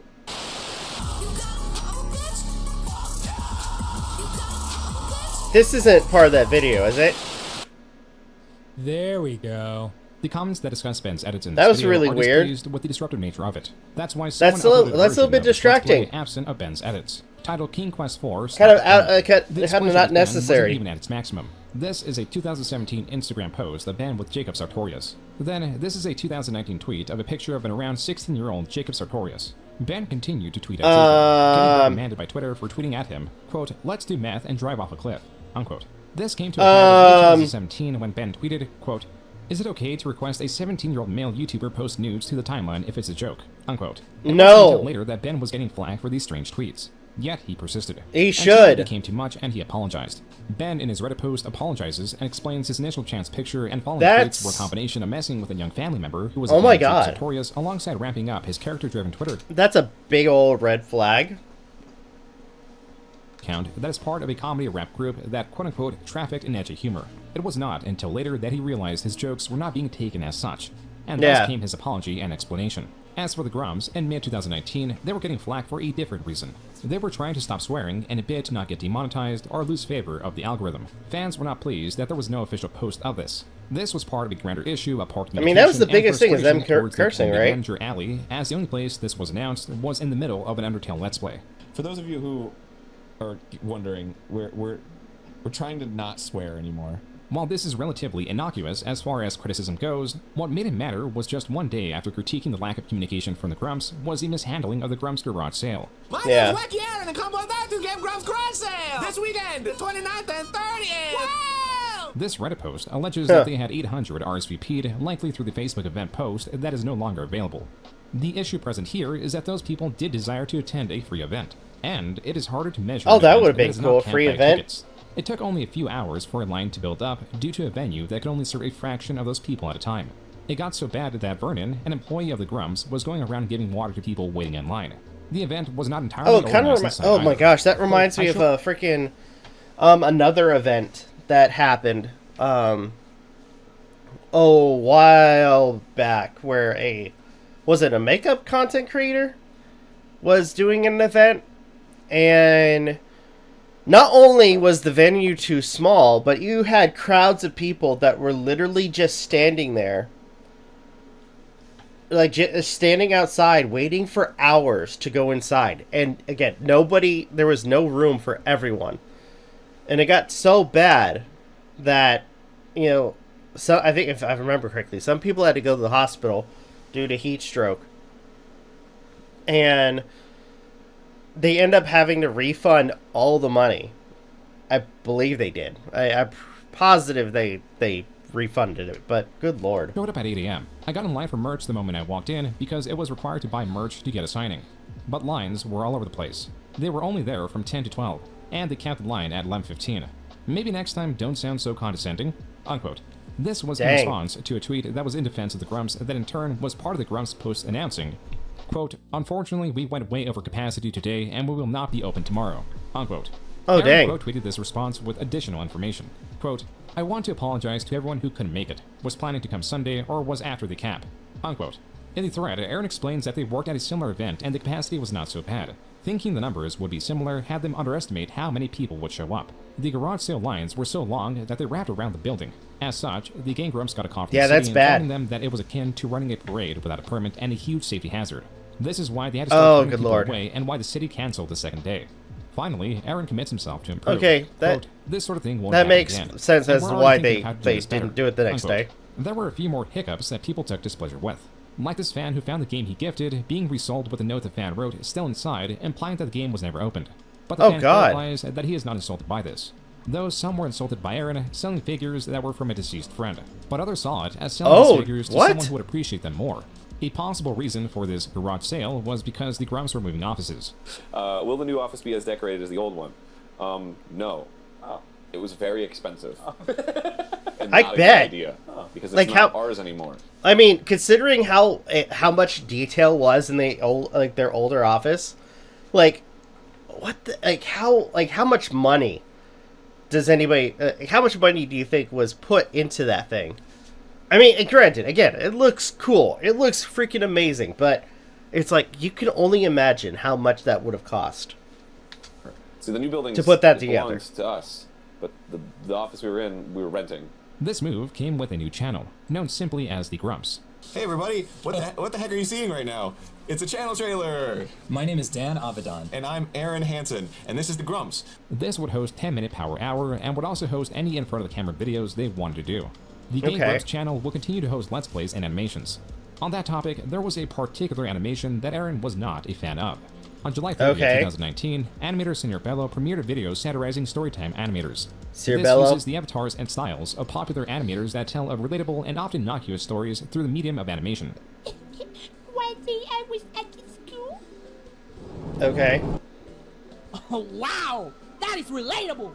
They're fun, and the story of Senior Bella's video is then ruined by channels that are more critical on YouTube, as a counter to the innocent nature of Storytime channels. Some of the top comments from this video are from Storytime channels depicted, appreciative of Bella's adaptation of their animation style and Bella's overall approach to the subject matter. Yeah, because he used different, or at least kind of emulated different animation styles, right, for that video? Pella posted about this video on Twitter, to which Aden responded, quote, "This is mean. I got made fun of like this all the time when I made cartoons, and it fucking sucked. It didn't give me a thick skin, or make me a better artist, or make me think about what I was doing. It just hurt. The fact that all the people patting you on the back for that's not a good way to go about it. Types, with very few quote-unquote STAs, commenting speaks volumes. You can use this thread to pretend it's all in good fun, but it's not fun. It's mean. It hurts." Unquote. Oh, he's taking that really personally. Only segregates. Bella responded in surprise and stated he did not mean harm, and the last thing he wants to do is hurt. He even apologized if Aaron took it that way, and states that he can explain every joke in the that's video. all you could do. Besides the bullying reason, a different reason Aaron was displeased with this video is that he toured with some of the channels in Senior Bella's video, like Aden Animations. Not everyone was as nice as Bella when responding to Aaron, like Chris O'Neill, who stated, quote, "Newgrounds made you, and is probably the place with the least hate you've ever gotten anywhere online. You say you don't read comments. Maybe that's why you think it's better. It's the internet. You laugh hard at SF Chode. P.S. Bella's cartoon is funny jabs. Christ almighty, grow up." Unquote. A different animator known as SpazKid, who is friends with Chris and many other Newgrounds animators, also responded. I think I've seen their stuff too. That Senior Bella's video was lighthearted and confusing, if anything. SpazKid also refutes that Newgrounds was as toxic as Aaron depicts it, and that Tom, likely Tom Full, the founder of Newgrounds, has only ever wanted to support him, and that Aaron needs to, quote, "stop pushing everyone away and wake up." Unquote. Overall, Aaron's reaction was not well received. It was even turned into a meme on the Grumps subreddit. With word of Aaron's critical stance spreading, the resurgence of Aaron's old, not-so-advertiser-friendly content began spreading to counter Aaron. That's why on August 1st, 2019, he posted 2 images of his statement, opening with acknowledging that he has appeared on the Twitter trending tab as a topic of conversation, and the clips of him saying controversial things in the past are spreading alongside it. He denounces his history and states he used to be an angry kid. Piss and vinegar, anything goes. Now he resents his former self. That's not a good way to go about it. Up to him to not want to think that, quote, using hurtful words and making hurtful jokes is okay, unquote. This was Senior Bella's response to the drama, expressing a desire to move on.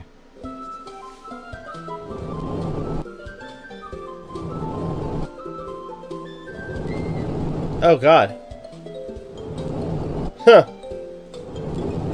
Aaron's approach to Senior Bella was not well received. This mishandling and or lack of understanding was the theme of 2019. From the garage sale, to his tweet about running an entertainment company, to all the other smaller things that happened in 2019. He takes things way too... He takes success was now choreographing failure. Granted, again, you're going to have people that are going to shit talk, and you're going to have people that are going to freaking, say their opinions. There's a point where, again, you have people that as a public figure, you just let them talk. You don't freaking, overreact to it. I think that's the best way to go about it. You have people that dislike you. Okay, you can take that criticism or you don't. But overall, it's like, especially with you being a public figure, you're creating content, you're making people happy. Just allow yourself to, or at least to an extent, accept what other people have to say, and if anything, you don't reply. I think that's the biggest thing. Because a lot of times you do have people that are just just sit there and talk and talk and talk. And overall, just be assholes. Just let them speak. And go about your day. And Soviet Jump Game was no exception. On November 16, 2019, Aaron kicked off a series of videos where he played imitation NES games. These are a mix of counterfeit and or modified cartridges that were I don't know how I feel about that. I feel like for the Dendy system. I feel like that kind of thing might not be okay. I think that's really odd that he why? I just gotta ask why. An unofficial Russian console that could play NES games and its own assortment of games, which were mostly Russian bootlegs of existing NES games. Within the first video, Aaron plays Dendy games on a different console known as the Retron 5. This system can play far more than NES games and is somewhat of a catch-all for various retro consoles, except the Dendy. This is why the cartridges either did not work or were interpreted incorrectly. But there was one game that somewhat worked. Okay. I don't know what this says. Apparently there's an error. It's nice that there's like Dendy branding. That's kind of cool. Unable to proceed with whatever game this is, Aaron moves on. In the follow-up video, Aaron uses the original Dendy console and can play the bootleg games without issue, except for one. Huh. Okay. Still has the error screen. All right. Got the little elephant boy. I don't know what it says or what it means, but it looks like a phone. Let's move on to the next one. Okay, great. By the third video titled Lost Piece of Gaming History Uncovered, the ruse was up.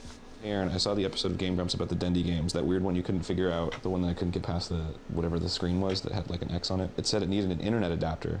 I didn't know there was an internet adapter for the Dendy. For anyone familiar with retro... Oh. So yeah, it needed to connect to the internet. Okay. Consoles, especially those manufactured before the 2000s, knew that this was not what it seemed, and those familiar with ARGs or alternate reality games knew exactly what these videos were. ARGs are not easy to define. Put simply, they are media that presents itself as non-fiction. They offer a puzzle of sorts that can be solved through examination of footage and largely rely on the uncertainty in whether it is real, which spurs curiosity. But the end of this journey was an ad campaign, which some saw as unsatisfactory, especially for those that did not know what ARGs are. And his team are getting close to being finished with this game, which we're now calling Soviet Jump Game, and we're going to do like a pre-release to make sure everything's working, to make sure all the networking is working, because it's a 30-year-old game, and there's probably a lot of weirdness. The trailer for Soviet Jump Game released December 4, 2019. The comments are a bit mixed. Quote, I literally remember thinking when I saw the quote-unquote documentary, haha, wouldn't it be funny if this was all just like a super elaborate plan to release a new game? For real though, this looks really fun, lol, unquote. A different comment reads, quote, I'm a little disappointed in myself for getting invested in this ad campaign, unquote. In January of 2020, Aaron released an apology of sorts while still participating in the ARG in a video where he gets kidnapped by the KGB. Can't you at least admit you made a mistake in how you presented all this? I wasn't aware of how it would come off, so yes, I guess I made a mistake in that way. And also, I think I made a mistake in not reprimanding people who were being mean to people who were just participating, or who didn't really know what was going on. But if I backpedal, then no one's going to be happy. Not the people who liked the bit, and not the people who wanted me to apologize. I really should have just announced this normally. Yeah. This was not the first game that probably would have been better for events outside of it, nor the only ARG Aaron used to market one of his products, like his book. A book that, as part of the ARG, claims his uncle wrote, and Aaron's mom is demanding that Aaron promote. With Aaron framing this as being disinterested in his uncle's project, but bending to family pressure. Twitter users were trying to comfort Aaron through understanding. Quote, sorry you're being forced to do something for a person you don't really care for. I know what it's like to have family members you don't really want to associate with. Unquote. This was the largest problem with this ARG. As with Soviet Jump Game, those unfamiliar with ARGs approached this with genuine concern, only to have their feelings betrayed. Even so, this ARG was not nearly as disliked as Soviet Jump Game, as it was self-contained, meaning that it did not pique the interest of a larger crowd that has interest in lost media. That end, this game was easily understood. It cued followers that this was an ARG, done in ways like this interview when Aaron interviewed his quote-unquote uncle. Where do you get the inspiration for he interviewed his uncle? And well-rounded three-dimensional characters? Very good question. Oh my gosh. You know what? I can't. I'm. You know what? Out of curiosity, hold on. What's the character's name?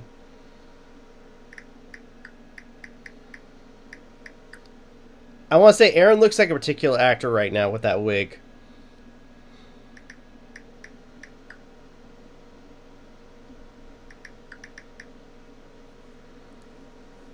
So, I want to say, I'll be honest, like, with that wig and the goatee, he almost looks like a young Nathan Lane. Or Nathan Lane. Sorry, Lane. Nathan Lane. He looks like a young Nathan Lane. The characters were pulled from all walks of life in my mind. In the end, the book he was promoting is highly rated. The reviews are following along with the game by referencing Aaron's uncle rather than a critical review about the book. The same can be said for the other Game Grumps developed and published game, Dream Daddy. Quote, where you play as a dad and your goal is to meet and romance other hot dads. Are you ready? Okay. Hi, I'm Dad. Unquote. It is impossible to break down the fallout around this game accurately. There are those that want this story to die following the wishes of those involved. But not exactly because their wishes were to get the story correct and not reported in a manner used to fan the flames of a separate existing fire. Yeah. This is going to be here for you guys if you want to watch it. You need to be informed. You need a better Ding dong. Okay. Leave people alone on this. Aaron, I had mentioned in the previous stream, no, I don't like him. I don't like a lot around like his behavior, but at the same time... Oh, I wonder why he doesn't like him. I want him to be the big target. Aaron was pretty disconnected from a lot of this. Some of these decisions were coming from other ends and not really his own. That was Ding Dong, an ex-employee of the Game Grumps and former co-host of Only Plays, stating how Aaron is largely detached from Dream Daddy. That is because viewers were using this Dream Daddy fiasco to hate Aaron, and that is why it is important to clarify that Aaron was hardly involved. So what is the Dream Daddy controversy? Yeah, what is it? Starts around 2016. What is that? Vernon came to me one day and said, I have an idea. I want to make a dad dating simulator where you're a dad trying to romance other dads. And I was like, I love that. Yes. By Vernon, Aaron means Vernon Shaw, a former maker Vernon employee who Shaw? now works at the game Grumps. This game had a development time of approximately a year. According to Ding Dong, there was chatter in the office displeased at the game's development.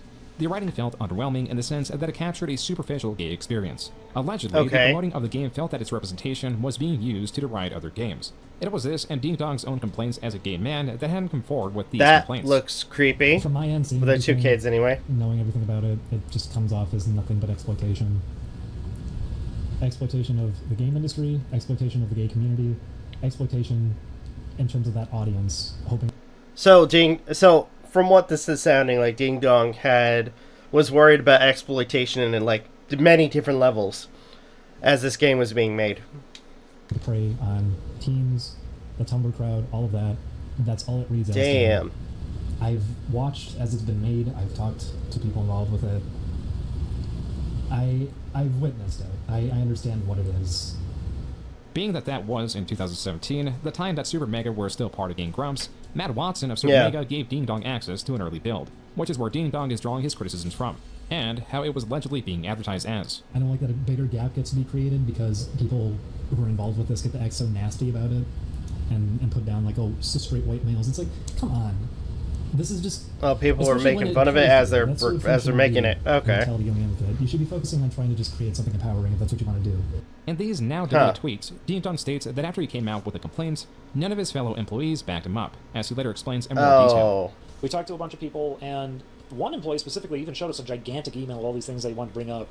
We got told later he didn't even send it. Maybe he did, but I got told he didn't send it. I would have believed it because, yeah, we got turned around on by like everybody. It was not just the fact that he was betrayed by those now staying silent, but it was also the intensity of the harassment that he endured afterwards that made this all awful. Oh, that's screwed up. It'd be an understatement to say that day didn't affect me. My cell phone number got leaked, people were insisting whenever we installed the game and were lying. Why was his cell phone being contacted, friends turned their backs on me. It felt like everything was over. Unquote. You know, who actually showed us what was actually happening there, because for the longest time the narrative kind of was like, okay, I guess these two guys were just really erratic and they decided to just want to say stuff about this and like ruin their lives needlessly and throw themselves under, but no, it's because behind the scenes we were having people continuously bring it up to us. I wouldn't have cared about it at all if it weren't for the fact that I was seeing it hurting people, and on Julian's end it was making Julian cry. We would get home and he would be miserable just knowing that everybody at this office is just not able to say anything or do anything here. And while it was a betrayal, that's not the kind that people really thought it was. I'm gonna say I mean, it sucks when you're working on something, when you're working in a job and you have people like, even though you have like, let's say you bring up points of concern and then people treat you differently all because you spoke your mind. That's not cool, man. That is not. Absolutely. I mean, I tried to kill myself the day after. Oh no. And I'm glad he did. Julian was also part of Only Plays and is Ding Dong's boyfriend. This audio is from a 2022 stream where Ding Dong talked about what he went through.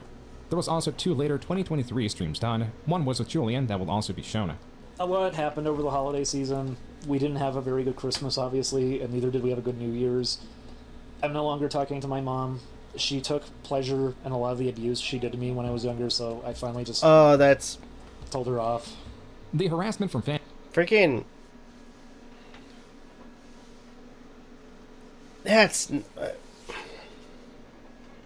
I kind of feel that. Not. I'm not saying that my own mom did that. It was, in a sense, in terms of like, you know, feeling worthless or, you know, feeling kind of like as sort of the outcast. I feel that. Mainly from one of my mom's ex-husbands. But Jesus Christ. Yeah, I kind of can relate that to some extent. And being outed as gay to his family, the stressors of the betrayal from his coworkers. What made it all worse is how much of this was sourced from them. I'm not kidding with this shit. Some of the 4chan threads, you want to know who made them? Somebody that we actually know. People near us. People who actually did want to sabotage us and ensure no one would ever fucking listen. Your phone number was impossible to have gotten out. Yes. That had to have come from somebody on the inside. That's why when someone was trying to insist recently, the new narrative is, I think it was his stalker. No, do you know how my phone number got out? Somebody very direct that we knew did it. And I'm thinking of 3 specific people who it could have been. But honestly, at this point, I'll say I think I know exactly who it was, because they were responsible for a lot of this behind the scenes. I was getting warnings since the beginning that it was even happening. That sometimes at the office it was happening. That they were noticing that in the web history things were getting posted and being used. Ding Dong does not specify who this employee was. That's why fans and anti-fans twisting the narrative to be against those who they oppose made it all worse for Ding Dong. That and bad actors were using this story to be predatory. No, fans made a Discord, quote-unquote fans made a Discord, and then started trying to advertise it in streams, and eventually when we caught on to it, we had people who were in it then sending us DMs telling us, hey, there's illegal shit going on here, they're trying to, like, make timelines, they're trying to figure out, like, how they can hurt you more, and not only that, but they're preying on the younger people who were in your chat. And they were, and it got reported. Reflecting on the initial complaints about Dream Daddy and what it ballooned out into makes the initial situation seem small. Yeah, people like that are just, they're wrong. They're disgusting. People were getting frustrated by this game because they felt it was performative. They felt like there wasn't a lot of effort actually legitimately going into it. They felt like it was just supposed to be, you know, kind of a tool for PR because they were paying a lot of money on PR at the time. There was a lot of complaints about how things were being divided out in the office, all the stuff, all these different complaints. And the funny thing is, looking back on all of that, it seems like there's a lot of function I just in take there. it as a thing that people were just kind of complaining for the sake of complaining. Ding Dong has expressed multiple times to not be bothered and not to weaponize his story. He refrains from naming the exact people he suspects are responsible and makes note of the density of the information that is lacking. If you guys are going to try to do detective work, I promise you, you're not going to go in the right direction at all. Yes, a lot happened. Yes, even more happened than stuff that I discussed during that 15-hour stream than here. If I was ever going to go over with someone just how much we went through, it would take probably, like, days. That 15-hour stream is not available. Even the streams that are archived are cut down or cut off the fuller stream. When creator Boblax made a video on the matter while playing sections of the already cut down stream uncontested, Ding Dong left a comment on how Boblax's video is clickbait, and that Ding Dong said he did not want. Yeah, isn't there issues with Blowblacks anyways? They're in their own drama right now. A re-upload that was specifically heavily condensed as it was in Boblax's video. In a follow-up comment, Ding Dong pins Grumps as a source of misinformation. It appears Ding Dong later deleted his comments, though they remain archived in this video, which exposes a big issue in the matter, in that those that do want to get a deep dive and want to understand but cannot, because the 15-hour stream is not up. There only exist snippets of the story which are cut down streams that Ding Dong denounces. Some commenters point this out. Quote, I agree that Ding Dong in that sensationalizing situations and pointing figures without knowing the full story is a big problem and makes things worse. What I think he messed up is admitting he is withholding critical information that he may never release to the public. That will also make the situation worse, as he's I mean, I can kind of see where that's a double-edged sword, where, you know, having the full information, like making it full, like making all the information public, I mean, then people get the idea of like the full truth of what's going on. But at the same time, you have people, I mean, you refuse to disclose certain things, and people are only left to speculate on what's going on or what's happening. Creating the idea that whatever the public doesn't know is truly damning, which breeds speculation. Both sides are making a toxic environment where everyone involved is being hurt, which can only be fixed by someone pulling the trigger and telling all, which no one wants to do. There will be a wave of backlash to someone, but then people can finally have closure and move on. I love Ding Dong to death, but he really should have just named names if he didn't want people trying to figure out who he was talking about. Just let it all out instead of getting mad about people trying to know who he was even talking about. The only named person was Matt, and he apparently, quote-unquote, did the least. Unquote. There is not much that can be said without that 15-hour stream, only that its cut-down variants have been used maliciously in the past. This is partly the result of a very split community of those obsessed with the game Grumps and Aaron Hansen. Fans and anti-fans can be quite expressive and ignorant of each other's perspectives, but if anything is true, it is that the game Grumps tend to harbor a very infamous audience. And you know what, I gotta tell you something. Yeah. Aaron's a chill guy. I like him. I do. But I want to tell you something else. And I get it. There's not a lot of people watching Epic Mealtime in 2022, but the people that watch Game Grumps fucking suck. That was Harley of Epic Mealtime at the Creator Clash conference where the... Oh, that is Epic Mealtime. Oh my god. Was not entirely even. Harley weighs in today at 276.8 pounds. Aaron weighs in today at 214.4 pounds. Aaron lost this fight. Apparently, the medic called the fight when Aaron wanted to keep on going. It was for a charity event, so it does make sense in a way. This happened in Yeah, that would 2022. kind of make sense. The only other major controversy around this time was Dan being exposed. The tweet exposing him starting with a trigger warning, grooming, pedophilia. It took just 2 days for the user to walk this back. While Dan did sleep with a fan, she was not underage. She was 22. Oh, I think I did hear about that. And the main grievance was that he used her for sex and then discontinued communication.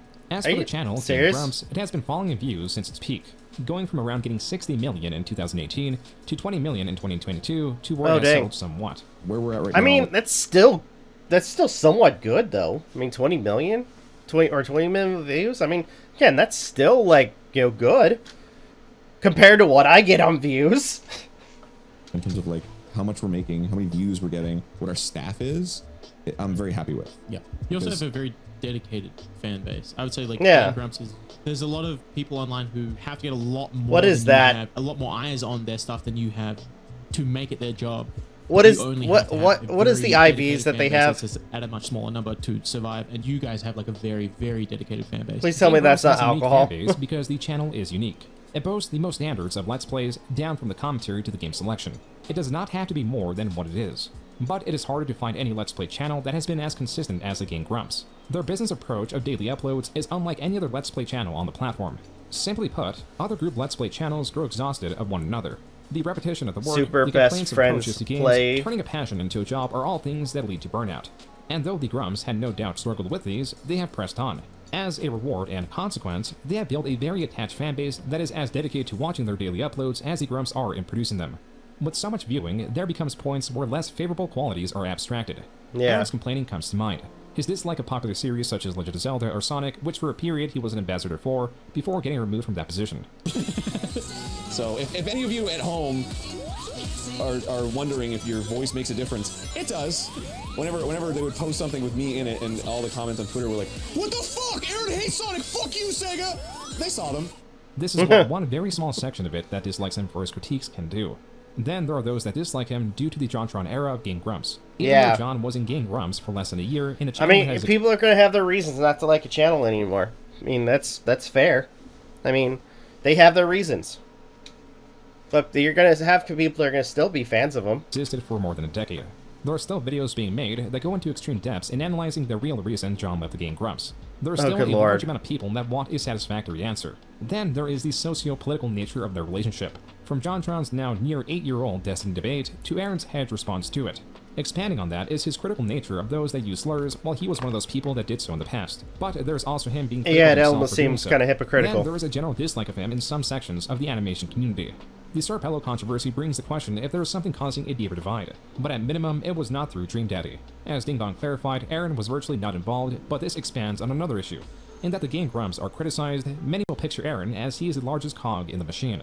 This is what it takes to explain only some aspects of why Aaron is disliked. There are many different feelings that are not leveled. Even the Rant Grunt Okay. subreddit struggles with its intensity. It is not easy to boil down this anti-fandom, especially when their only unifying aspect is their varying degrees of disliking the Game Grumps. While subreddits like these are meant to highlight failures, the Game Grumps are a complete success. Aaron and Dan have created what will possibly be, if it's not already, the longest-lasting consistent gameplay duo.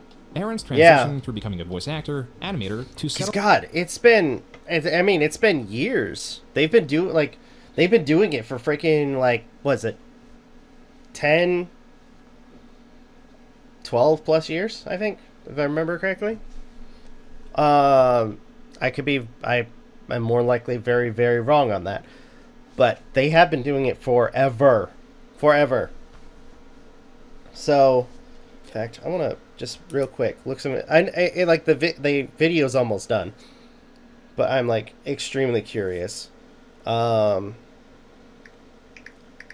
Game Grumps, view channel, oldest. Like trying to find the video where you have them beginning. So, first episode, I want to look at this. First episode was released 12 years ago. So, okay, so maybe 10 years ago? Maybe? Just about? Like, let's see. Like, I'm going down the list. Like, literally going down the list of all the content.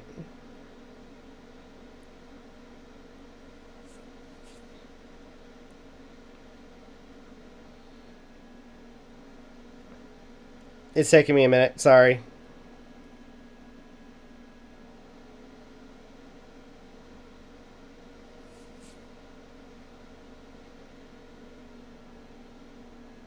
Okay. So 11 years. I want to say 11 years they've been together for Game Grumps. That's insane. So 12 years of life for Game Grumps. 11 years with 1 year with Dan, not Dan. 1 year with John, and then 11 years with Dan. That's awesome. Settling on Let's Player gives him room to fulfill other creative outlets like his music. This is a demonstration of his talents and a range and a wonder of what's to come. To that, one thing is certain. As long as the Game Grumps exist, so will the fans and the anti-fans. Only one section of the audience knows entirely. You're always going to have people that aren't going to like your content. I'm going to be honest. Like, I that was a really well put together freaking doc. A lot of details, a lot of the good, the bad, the ugly. You know, Joon The King does really good work on his content. Really good work on his documentary videos. So, all in all, this was a lot of fun, and I really enjoyed it. So, I think for now, though, I'm going to go ahead and end the video here. Thank you guys so much for watching. Truly appreciate it. If you guys can, please like, comment, share, subscribe, all the good stuff. If you guys want to follow us on social media, links are in the description down below, as well as check out our daily content and the weekly podcast. With that being said, this is Rob Novakast signing off. Have a good one. Take care. And I'll see you guys next video.